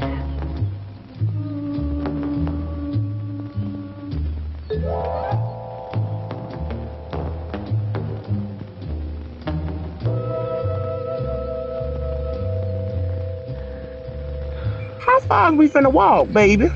Jim, I'm sorry, but I don't think I can go any farther.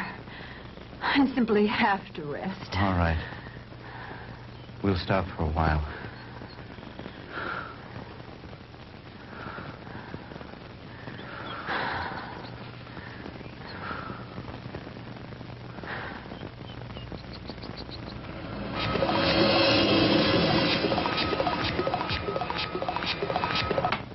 Welcome, my friends, to my little workshop. I got white folks in here. Do not be alarmed or cause unnecessary commotion. You are in no danger. At least, not for the moment. Won't you please step out? Okay.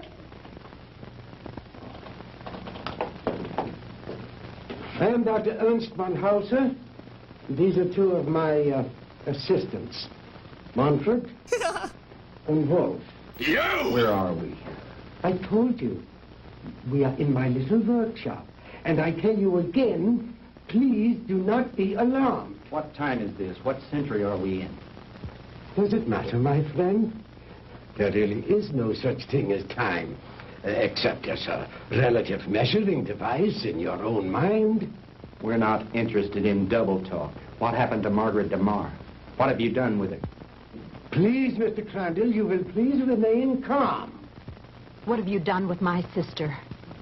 Your sister is entirely safe, Mr. Marr, and I assure you I did not bring her here intentionally. She certainly didn't come here of her own free will. I did you say that? I brought her here to keep her from harm. Then where is she? Let me see her. But of course. To the armor! Come and see here. Schnell! Hey! Bringen Sie Fräulein DeMar zu ihrer Schwester. Okie Well.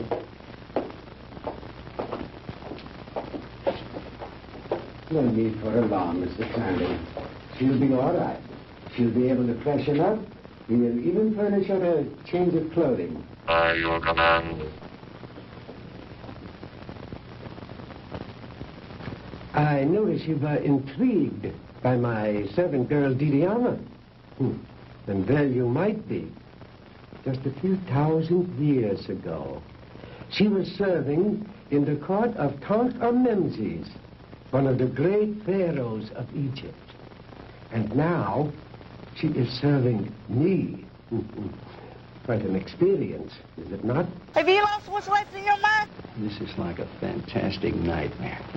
I don't understand any of it. How did you get Margie here? I was conducting an experiment with a pair of gentlemen from the past. When the girl and her boyfriend wandered into the machine's field of materialization and encountered them. They shot the boy. They might have killed the girl had I not teleported her here very quickly. Thank you. And the two red soldiers? I sent them back to Shiloh, Mr. Crandall. But it doesn't matter. They probably died there anyway. Utterly fantastic. Tell me, Doctor, why did you send Sandy and me back to 1789? I admit I took advantage of you to conduct a little experiment. Oh, yeah, it was a little dangerous, but you see, no harm has come to you. Super spectronic relativity? I believe that's what you once called it. Oh, then you are familiar with my work. To some degree, yes. I read up on you this morning in the library after talking with the police. Oh. And what did you learn about me? You're sick in the head. Quite a bit. I know of your early career and some of the brilliant discoveries you made in the field of physics, and that you were expelled from the International Congress of Physicists because of your theories. Oh, that was a humiliation which will soon be avenged, Mr. Crandall. But go on. What else did you learn of me? Well, I know that you were a friend and sponsor of Adolf Hitler, that you helped elevate him to power in the 30s, and became the organizer and administrator of his Department of Scientific Warfare. That's another thing that puzzles me, Herr Doctor. Why a man of your brilliance should identify himself with a fanatical madman like Hitler. How dare you refer to Adolf Hitler as a madman? He was a great genius, ahead of his time. The world, in its ignorance, was not ready to accept him. The world did not accept him because he was a lunatic bent on enslaving it. Do you call a man who is responsible for the mass murder of millions a great man, a genius? Anyone with enough intelligence to examine history knows there are times when lives must be sacrificed for the benefit of future generations. And he was willing to do this in order to lead his people into darkness, into oblivion. That's where he was leading them. And like all other power-crazed dictators before him, he failed. Thank God there were people in the world with enough courage to resist and to conquer him. What do you know in your stupid, petty little mind? Why do you say things that you know will hurt me? You will forgive me, Mr. Crandall, for my outburst of temper. You are, of course, entitled to your own opinion, for whatever small purpose it may serve you. Let me enlighten you, Mr. Crandall, on a few things of which you and the rest of the world are unaware. Blame for the loss of the war cannot be laid to Hitler or his doctrines. I think we're getting into a weird area here. It was I who failed him. Me and the General Staff. He called for weapons, super weapons, to turn the tide of war in those last few days. Because of my inability to deliver those machines soon enough, we were defeated. You are the weakest link. Goodbye. It might interest you to know that during those last few months of the war, we had almost perfected weapons so far in advance of anything that had gone before them as to make modern warfare in all its forms completely obsolete. Oh, if we had only had time for further experiments. I know of some of your experiments, like the ones carried out in a certain concentration camp. Oh, then you know about the agent machine. Yeah, we had almost perfected that one when the war ended. Oh, but that machine was one of the more primitive devices, like the jets and the rockets that we used so briefly. We were in the final stages, Mr. Crandall, of perfecting weapons that were truly astounding and against which you would have had no defense. A cannon that killed with sound waves, yet was completely silent. A giant generator gun that could electrocute whole armies in the field. Oh, and more, many more. If we'd have only had a few more months to perfect those weapons, we could have plucked victory from the jaws of defeat. The Third Reich would have endured. Not for 1,000 years, as the Fuhrer dreamed, but forever. But the fact is that you failed, Herr Doctor. Failed and lost. But you are forgetting one thing, Mr. Crandall. That was 20 years ago. Since then, I have perfected and even improved on my original weapons. And we have conquered time. Dr. Einstein's so-called fourth dimension. Hitler will return, Mr. Crandall, and soon. Your victory was but a temporary one. I picked a hell of a day to quit drinking. What a dump.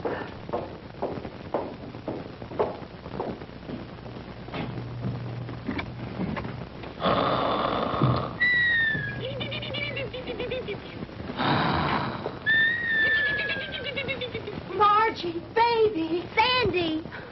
Honey, are you all right? Did they hurt you? Oh, Sandy, I didn't think I'd ever see you again. But hi, how are you? It's so cool seeing you. This is crazy. You look great.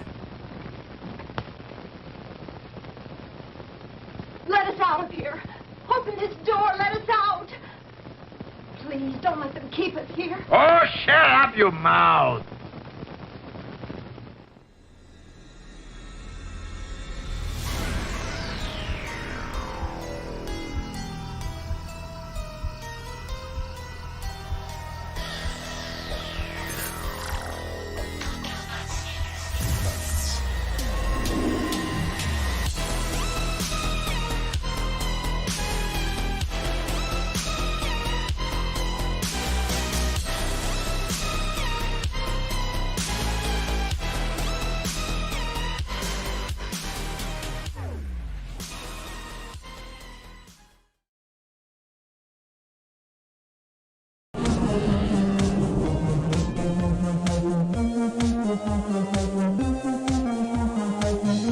Go. Magic McCopier. Magic McCopier. Tell me. Ooh, be here.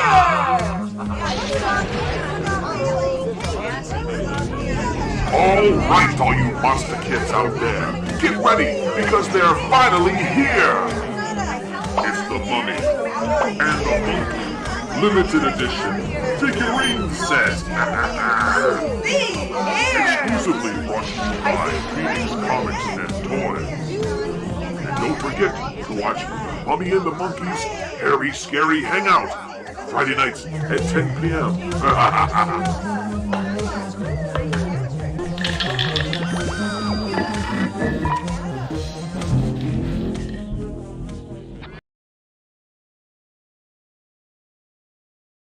Hey, is that a banana in my lap, or am I just excited to see you? I think both. What's up, everybody? Welcome back to the Hairy Scary Hangout. You're watching tonight's movie, The Yesterday Machine. So far, so bad. What do you think? Yeah, we watched part 3 of it, and we're gonna see how are they gonna stop this mad scientist? Oh, I don't know. We're rounding out the night here. We're almost done. Only one more fart to go. Oh yeah. And what are we getting into now? This segment. So our next segment is what do you do? Oh, what do you do? We actually had one entry. We did have one person send something in. Might as well. We have to honor that, so we will. You know, just like a coupon, right? Like in a store, they have to honor it, even if you just have one. So here we go with our fan favorite "What Do You Do" segment. Here we go. What do you do when you're watching the Hangout? Do you watch on your PC? Do you watch on your phone, in a group or alone? Send us pics and let us see. What do you do when you're watching the Hangout? Does your hairy, scary show? Do you watch with your dog, or you sleep like a log? Send us pics and let us know, yeah. So our one and only lone entry for this week is from Mike and Terry Shook. Mike and Terry Shook, awesome. Now this is from when they sent this in before, but I think we showed this when we were on Facebook back then. But they moved from Ohio to Florida, and this is them in the midst of unpacking. Oh, cool! But you could see right down there they have their little animal. What's that? I can't see that from here. What do you see? Help me out here. Looks like a cat or dog there. Okay, well... I see like a little animal there with some boxes, and they're all watching. I didn't memorize the email, so I forgot what they said. But anyway, their pet is watching our show. You can see the entranceway to the Erie Cinematary from our opening, thanks to Randall, who also created the graphics you just saw, a little ghost floating around. That's our guy, our special effects guy, Randall, did that. So thank you, Randall, for that. Yeah, so that is what we have sent in for this week for What Do You Do? Oh, cool. All right, and if you guys are interested in sending in a what do you do, you can send the email to, you guys should know this email by now, themummyandthemonkey@gmail.com, and we will air it on a future episode. Correct, yeah. If you surround yourself with fun little things, like some people send photos of their television or their monitor, which is adorned with different toys or things they collect, or maybe, some people watch on their big projector. Yeah, in their backyard, and they're on their projector. Yeah, and some people put together model kits and paint things and have hobbies and crafts. So if you do something particular, or you're just sitting there in your jammies, you know, with snacks, that'd be a fun picture too. So send some stuff in, and we'll put it on our What Do You Do. We'd love to hear from you guys. Yeah, either way, even if you just want to send us a hello, we don't get enough email. There you go. Todd says he has it memorized. Yeah, most people. It's a real easy one to memorize on a regular basis. Like, you know, we repeat it so much. And this is also last call for our prize giveaway tonight. And it's the same email address here. If you want to have a chance to win our giveaway tonight, send us an email to themummyandthemonkey@gmail.com, and in the subject line put junky stuff. Yeah, junky stuff. Because, part of the prize pack is a DVD, one of our... Actually, it's our not very first episode, our very third episode. There you go. Episode 3. And the movie's The Devil's Nightmare. There's some sew-on patches. There's some Freddy Krueger trading cards. Yeah, this is before the Hairy Scary Hangout, these episodes. These are just the Mummy and the Monkey show. Yes. Anyways. Easy there, girl. All right. Nobody likes them, don't worry. All right. Here we go. The final fart of The Yesterday Machine. And we shall return right after this. Why are you telling me all this? I impress upon you the superior scientific knowledge that we possess, my friend, and to illustrate why we would have won the war if we had only had a few more months. We were the slaves of time then. Time was our master. But I have changed all that. Now we are the masters. and time is our servant. Man, come on, chill. Ah, you Americans are an egotistical, arrogant lot. How proud and superior you felt as you strutted through the ruined streets of our cities. The proud conquerors claiming the spoils of war. What are you talking about? That is only temporary, my Yankee friend. Soon Hitler will return. We'll rewrite history. And the Third Reich will endure. For 1,000 years. Or 100,000 years. But forever. Immortality. The age-old dream of man is ours.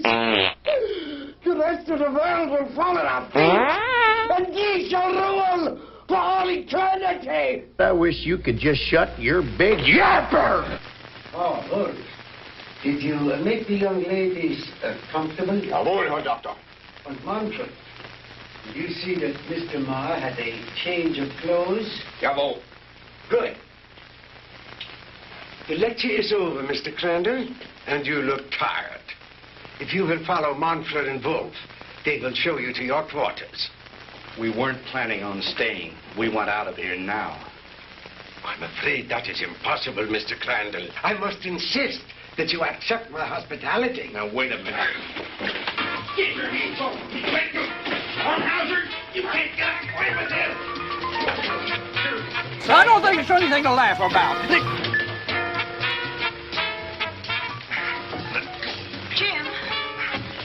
Jim? Sandy, are you all right? Oh, yes, we're all right, but why are they locking us up? What are they going to do with us? Nothing if I have anything to do with it. Oh, don't hurt him! Oh, don't hurt him! Oh, goody, goody. I've done a good thing, and I get a prize.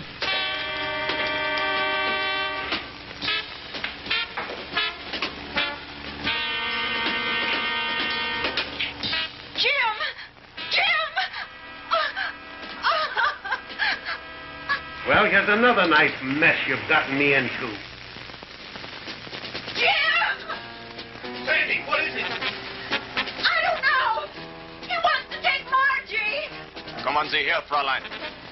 No, Sandy, don't let him take me. Come on, see here. No, Sandy. No, leave her alone. Take your hands off her. Don't let him take me, Sandy. Don't let him take me. Turn her loose. Sandy, who is it? What's going on? No. What's going on in there? What's happening?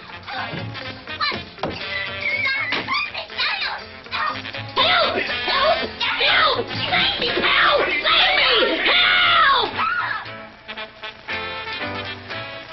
Margie.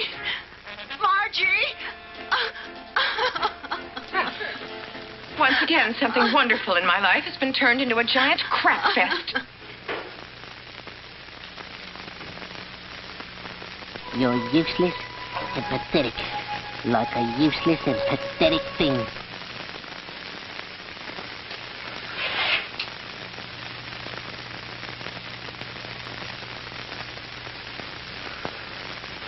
So you see, my dear, there was no reason for all that hysteria. You've really nothing to fear. While I have never before tried sending anyone into the future, there is no reason to believe that the experiment will not be successful. And if something should go wrong, it will happen so quickly, you'll never feel a thing. I'm going to say a little prayer against you.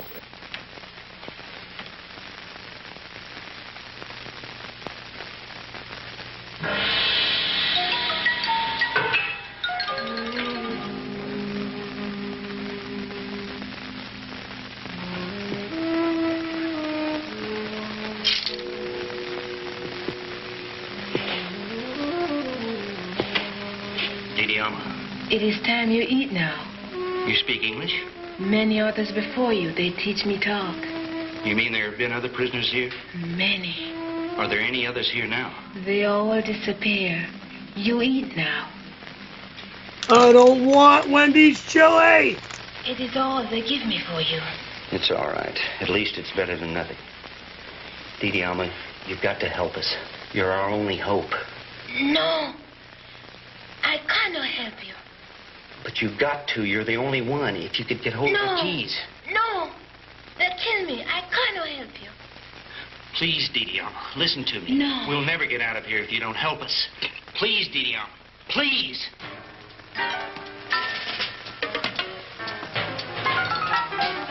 I bring you food. You eat. Do you like Taco Bell? Thank you. Sandy, see if you can persuade her to help us. It may be our only hope. Someone come. I must go now. What's at Lowe's house?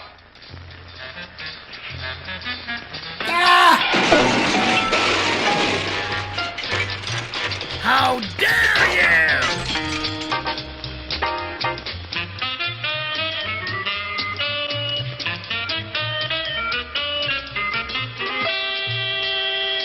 I am going to kick your ass.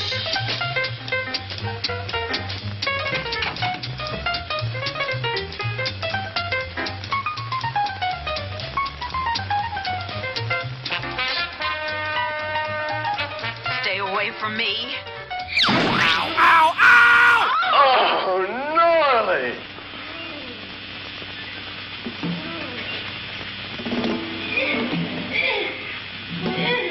Sandy!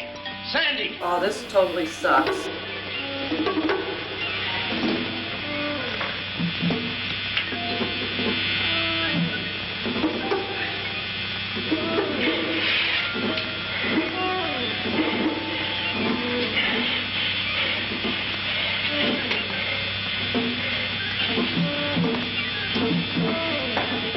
Sandy! Sandy!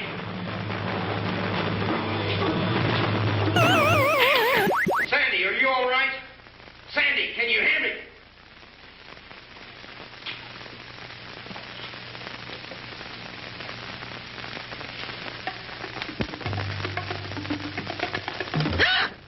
Sandy, honey, thank God you're safe. Quick, get his keys.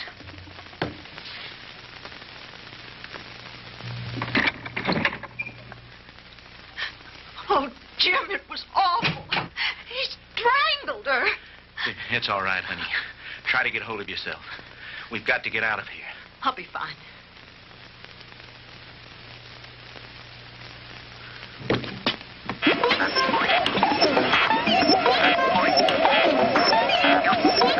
I told you, Mr. Marks, it's useless. You only tire yourself needlessly.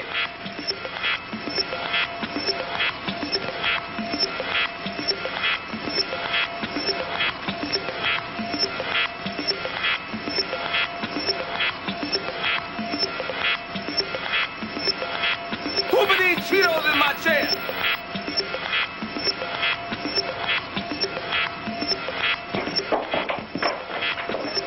You got that machine on again.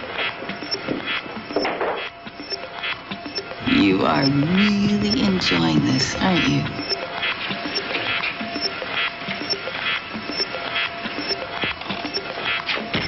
Switch it off, Doctor. I had a fall from my schrankman and I think I caught my human on.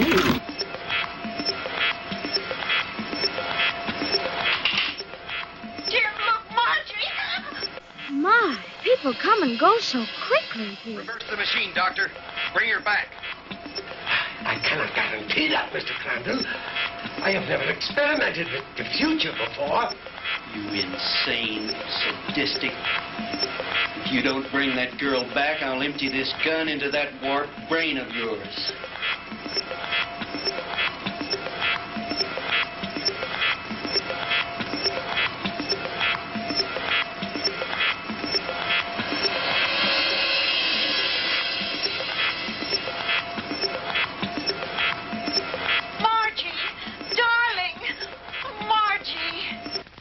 You're amazing. You're beautiful. I like you. Mwah, mwah, mwah.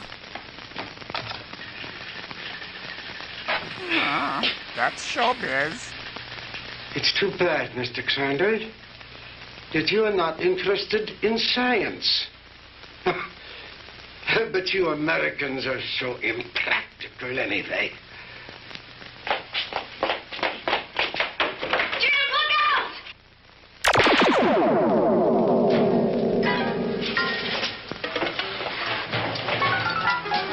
Just don't you try anything, Bunny. Don't try any. Oh. That should cut down on your time travel, my good doctor.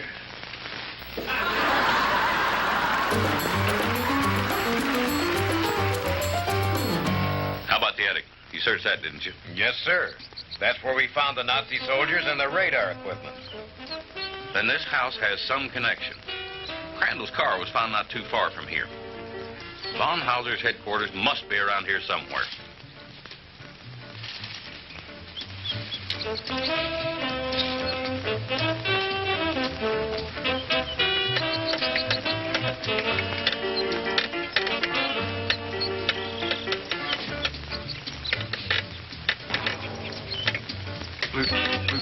Lieutenant? Yeah?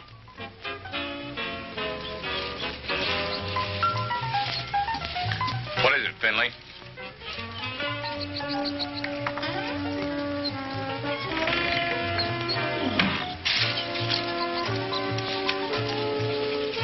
Jim and the DeMars. Hello. Hello.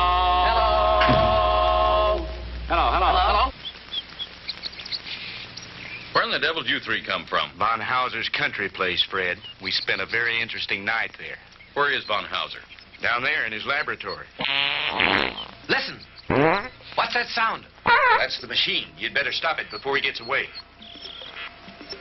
Lasky, you come with me. Finley, you stay here with them. What machine? The time machine. The what machine?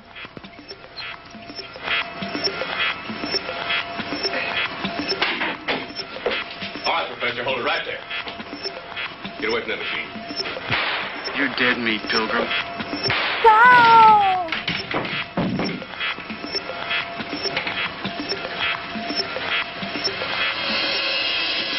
Holy smoke!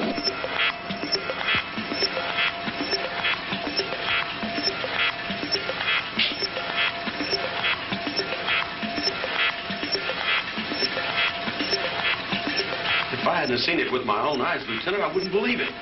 I know. Lasky, if you ever tell anyone what I'm about to do, I'll have your job so help. Is that clear? Lieutenant, I ain't seen nothing. Well, I don't know what makes this contraption work, but I think I know a darn good way to shut it off.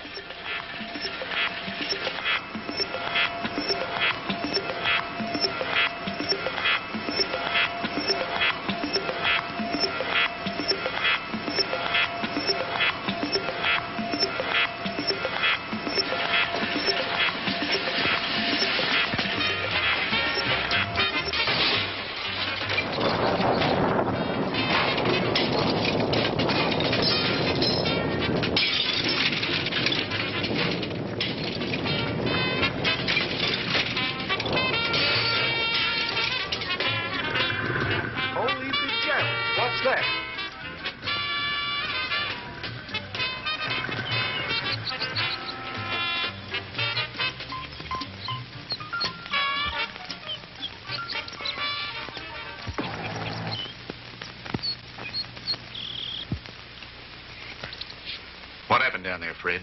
Forget it. Finley, call Miller at headquarters, have him send some of the boys out. Are you two all right? 3 months pregnant. Why don't you take the two ladies home? Sexy time. Come on, Lasky. Well, let's go to KFC. I'll drive, you pay. The machine? Mangled beyond repair or recognition. Too bad the big brass didn't get a chance to look it over, isn't it? But why, Fred? You had no right. You're a dipstick. No right, huh? Listen, the way I figure is like this. Sooner or later, some other joker is going to invent a machine just like it. Maybe by then the world will be ready for it. God only knows we aren't now. Hydrogen and bombs are enough for people to worry about. Yesterday should be left alone. Because today, the world has enough problems Just trying to make sure we'll have it tomorrow. Oh, brother.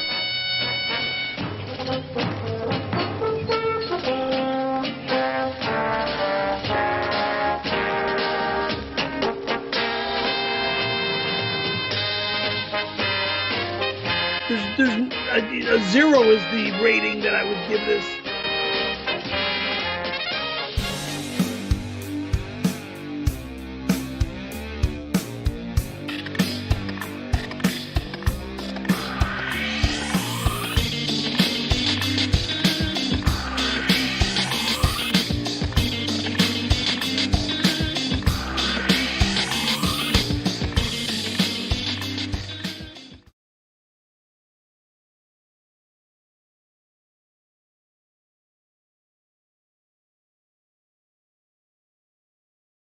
Woo! And we're back. Boy, oh boy, oh boy. Wow. Wow, the movie's finally over.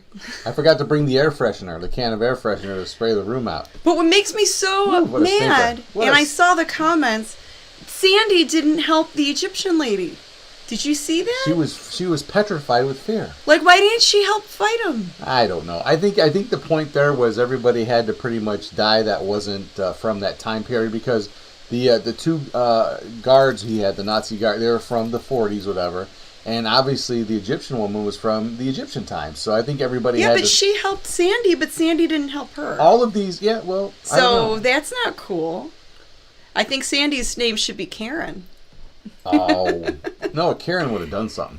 Yeah, she would have told the manager. She would have complained to the manager. That's true, yeah. That's true. I saw a guy stab an Egyptian woman right in that place, and I want to speak to the manager about that. That's not right. There you go. So, yeah, even Karen would have been more helpful. Yeah, she would have been more helpful than Sandy. Sandy. Thanks, Sandy, Thanks for nothing, Sandy. Foo. All right. Don't be a Sandy out there. If you see something bad going down, either run away or do something, but don't just stand there. Yeah. Anyway, yeah, that's it. There's the Yesterday Machine. If you haven't seen it before, you probably wish you haven't seen it at all. But, yeah. And, there it is. If we play this again, I'm going to tweak it. I got some good ideas from the audience out there. That, some of the chiming in gave me some ideas. And, yeah, so if we ever play this again, there'll be some different stuff going on. Maybe a year or two from now. Maybe 10 years from now. Unless you have a time machine, of course, which then you can come back and watch it anytime you want. But there you go. You can always play it back on YouTube. But that's like a time machine, right? You can go back in time. Speaking of that, we have a TV show time travel to get to. Oh, yes. We're going to travel back in time. And then we'll do that. Yeah, it's a good segue, right? Yeah. We'll do our Cleveland TV show time travel now, and then we'll come back and pick the winner, wrap this show up, take a break, a few minutes, and then we'll go right back into the and pick up the Harry Scary Hangover. So. All right.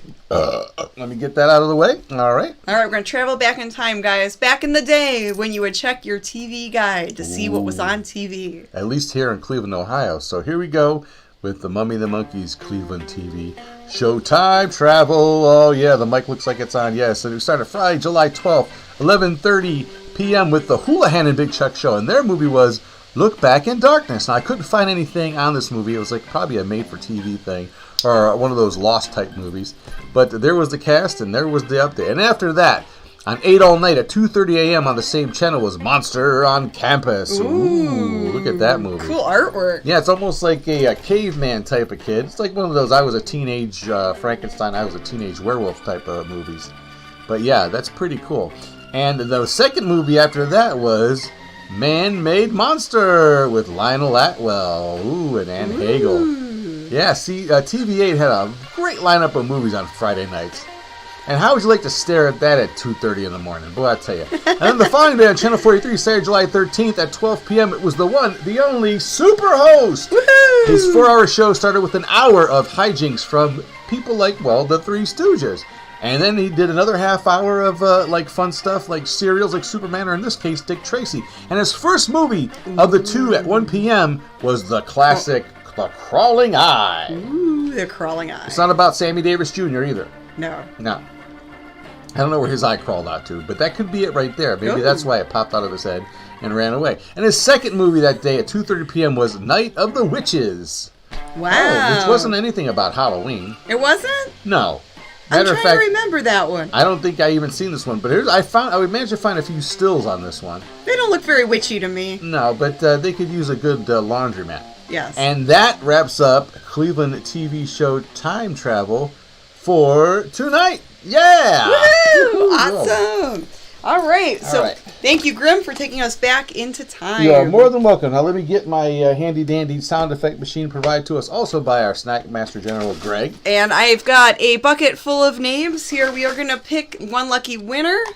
And Grim's got his sound effects there. My trusty sound effect box. And then after that, we're going to play one last short film by The Freak Show. That's right. A locally made Cleveland, Ohio film company. BJ Hulsell, he does a lot of shorts for the 48-Hour Film Project. He's earned recognition during those film fests, so that's cool. Yes, we actually were in his presence one time. We actually were invited over for a screening of one of his short films. Yeah. A while back, but okay. And, he's also in the chat tonight. So. He is, and then he does have a YouTube channel. If you want to check out his other films, you want to share the little graphic there. Yeah, go ahead and keep talking. Okay, there it is. There's the graphic there, and I'm just shaking, getting the bucket ready to shake up here. And look that up on YouTube. You can type that in, and that's his YouTube channel. All right, search The Freak Show. All right, weird. Okay. So we are going to let me make sure my bandages are. Why do you gotta do that? Just stand up and shake it. All right, shake, shake, shake. Da-da-da-da. Shake, shake, shake. Shake my bucket. All right, let's stir the bucket up here. Let's stir all these names up. And she get digging deep, digging. Wait, she's elbow deep in her bucket tonight. Yes. Okay. Way past the wrist. I picked a name. All right, let me get my drum roll ready. You ready? And okay. the drum roll. Oh, what did I do? Where's our? I think I closed the window. We'll go back to that to make sure it's. No, we're there. Click the one next to it, please. We're all there. Okay, just making sure it's there. I minimize it. Hold on a second. Calm down. Here we go. Drum roll. The winner is Chuck Hawley. Chuck Haley? Holly? Halley. Hallie. Congratulations, Chuck. All right. Awesome. Congrats, Chuck. So we will get that sent out to you. We'll follow up through email to confirm the mailing address. That is right. Wow. Hey, man, well, what a show. I didn't think we could pull this one off. The movie was so bad. But, we've shown worse, believe it or not, right? I mean, it's bad. The Beast of Yucca Flats, I think, is the worst. It's still the worst. It's still the worst. It's worse than Manos, the Hands of Fate. Yeah. And it's worse than Plan 9, because Plan 9's pretty good for a bad movie. It's really good. It's way up there as far as bad movies go. But the Beast of Yucca Flats, the only way I can watch that movie is if another host is showing it with sound effects or something in it. Yeah. I can't watch it straight. No, Beast of Yucca Flats is really yucca. It's like a mixed drink. I need ice. And yucca's in the title. It's a yucky movie. Yucca, yeah, spelled differently, but I need just like a mixed drink. That one is too bitter. It's like bathtub gin. I can't drink it. I need to cut it with something. So anyway, so still Beast of Yucca Flats is still the worst movie. Hard to watch. Almost right next to Manos without any sort of anything added to it. But anyway. All right, so stay tuned for a bonus short film by The Freak Show from Cleveland, Ohio. Local actors, local production. And we're going to wrap up tonight's Harry Scary Hangout. Thank you guys for watching. Good night, good fright. Wait a minute. We're going to show a short film. Well, we're going to show that. Yeah, so So we're not coming back. We're going to go into the credits and then show the short, right? Or the short and then the credits? No, we'll show the short and then the credits. Oh, okay. Yes. Okay. So you can say your goodbyes now if we're not going to come back at all. No, we're just going to play that and go to the end of the show. And after the credits roll, give us a few minutes because we're going to open up another stream and do the Hangover. Harry Scary Hangover. Got it. This is it for right now. Good night, as you were saying. Yes, good night, good fright, gang. Thank you. You're all winners. We'll see you soon. And this is called, what, A Date with Kyle? Or was it? A Date with Kyle. A Date with Kyle from the Freak Show. Films. Yep. And BJ Hulsell. So here we go with A Date with Kyle. And then we'll see you in a few minutes on the flip side. There we go.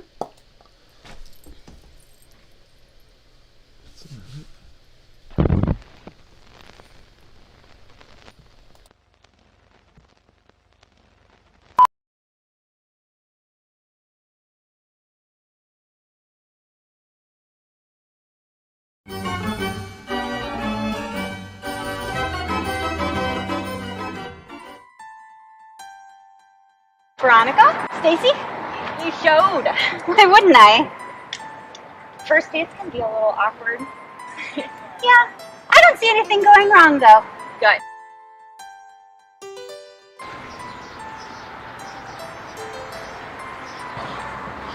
Which museum?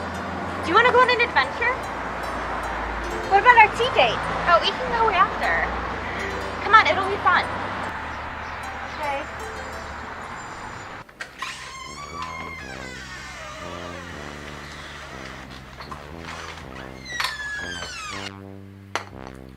Welcome to the Buckland Museum of Witchcraft and Magic. My name is Minerva. Browse at your leisure. Thank you.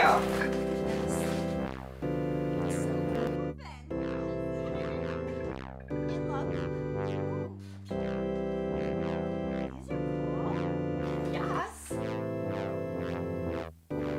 Okay. Look at this.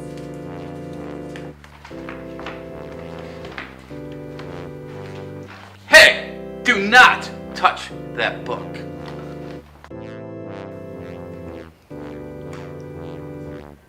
Do you want to see what's in it? No. No. Groovy Livin'. Kyle Livingston?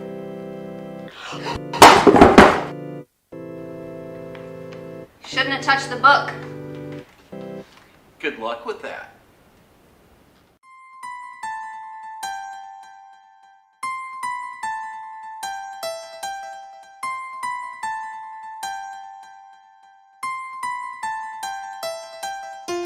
That was weird, but I'm still having a good time with you. Me too. I haven't done anything spontaneous like that in a while. Are you ready for the tea? Sure. Well, hello, ladies. What the hell? Who are you? I am Kyle Livingston, self-help demon. I can help you with your physical fitness, character building, your sexual desire, at your service. We're fine. Go service someone else. But you summoned me! You opened my book. The book?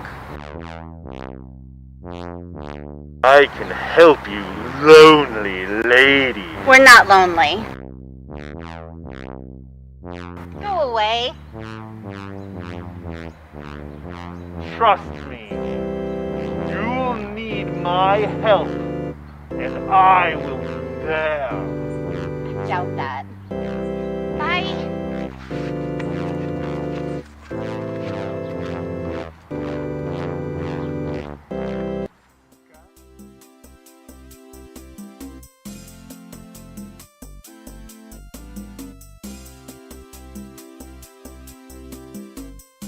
I'm so glad you agreed to go out with me. Why wouldn't I? You're so charming. Really? Yes. Yes. How's that decaf tea? It's good. Gross.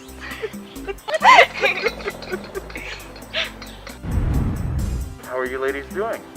We're good. Not you again. Oh, hey, I know we got off on the wrong hoof, or foot, but, well, what if I teach you some dance moves? How is this helping? Well, I'm trying to find you men. We're not looking for men, and we don't want your help. Not looking for men. This demon is getting really annoying. We're gonna have to do something about this. Like what?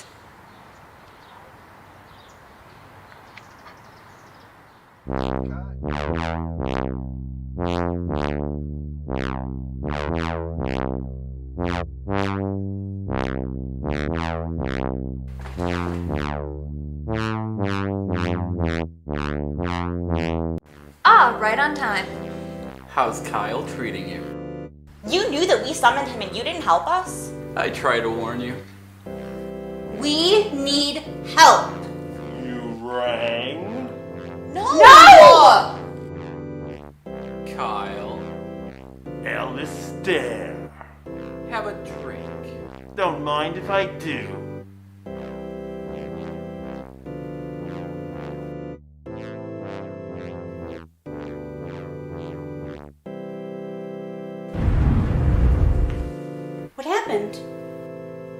decaf tea. Told you it's gross. Well, that was some first date. Too bad we spent so much time with that demon. I'm not worried. We've got plenty of time.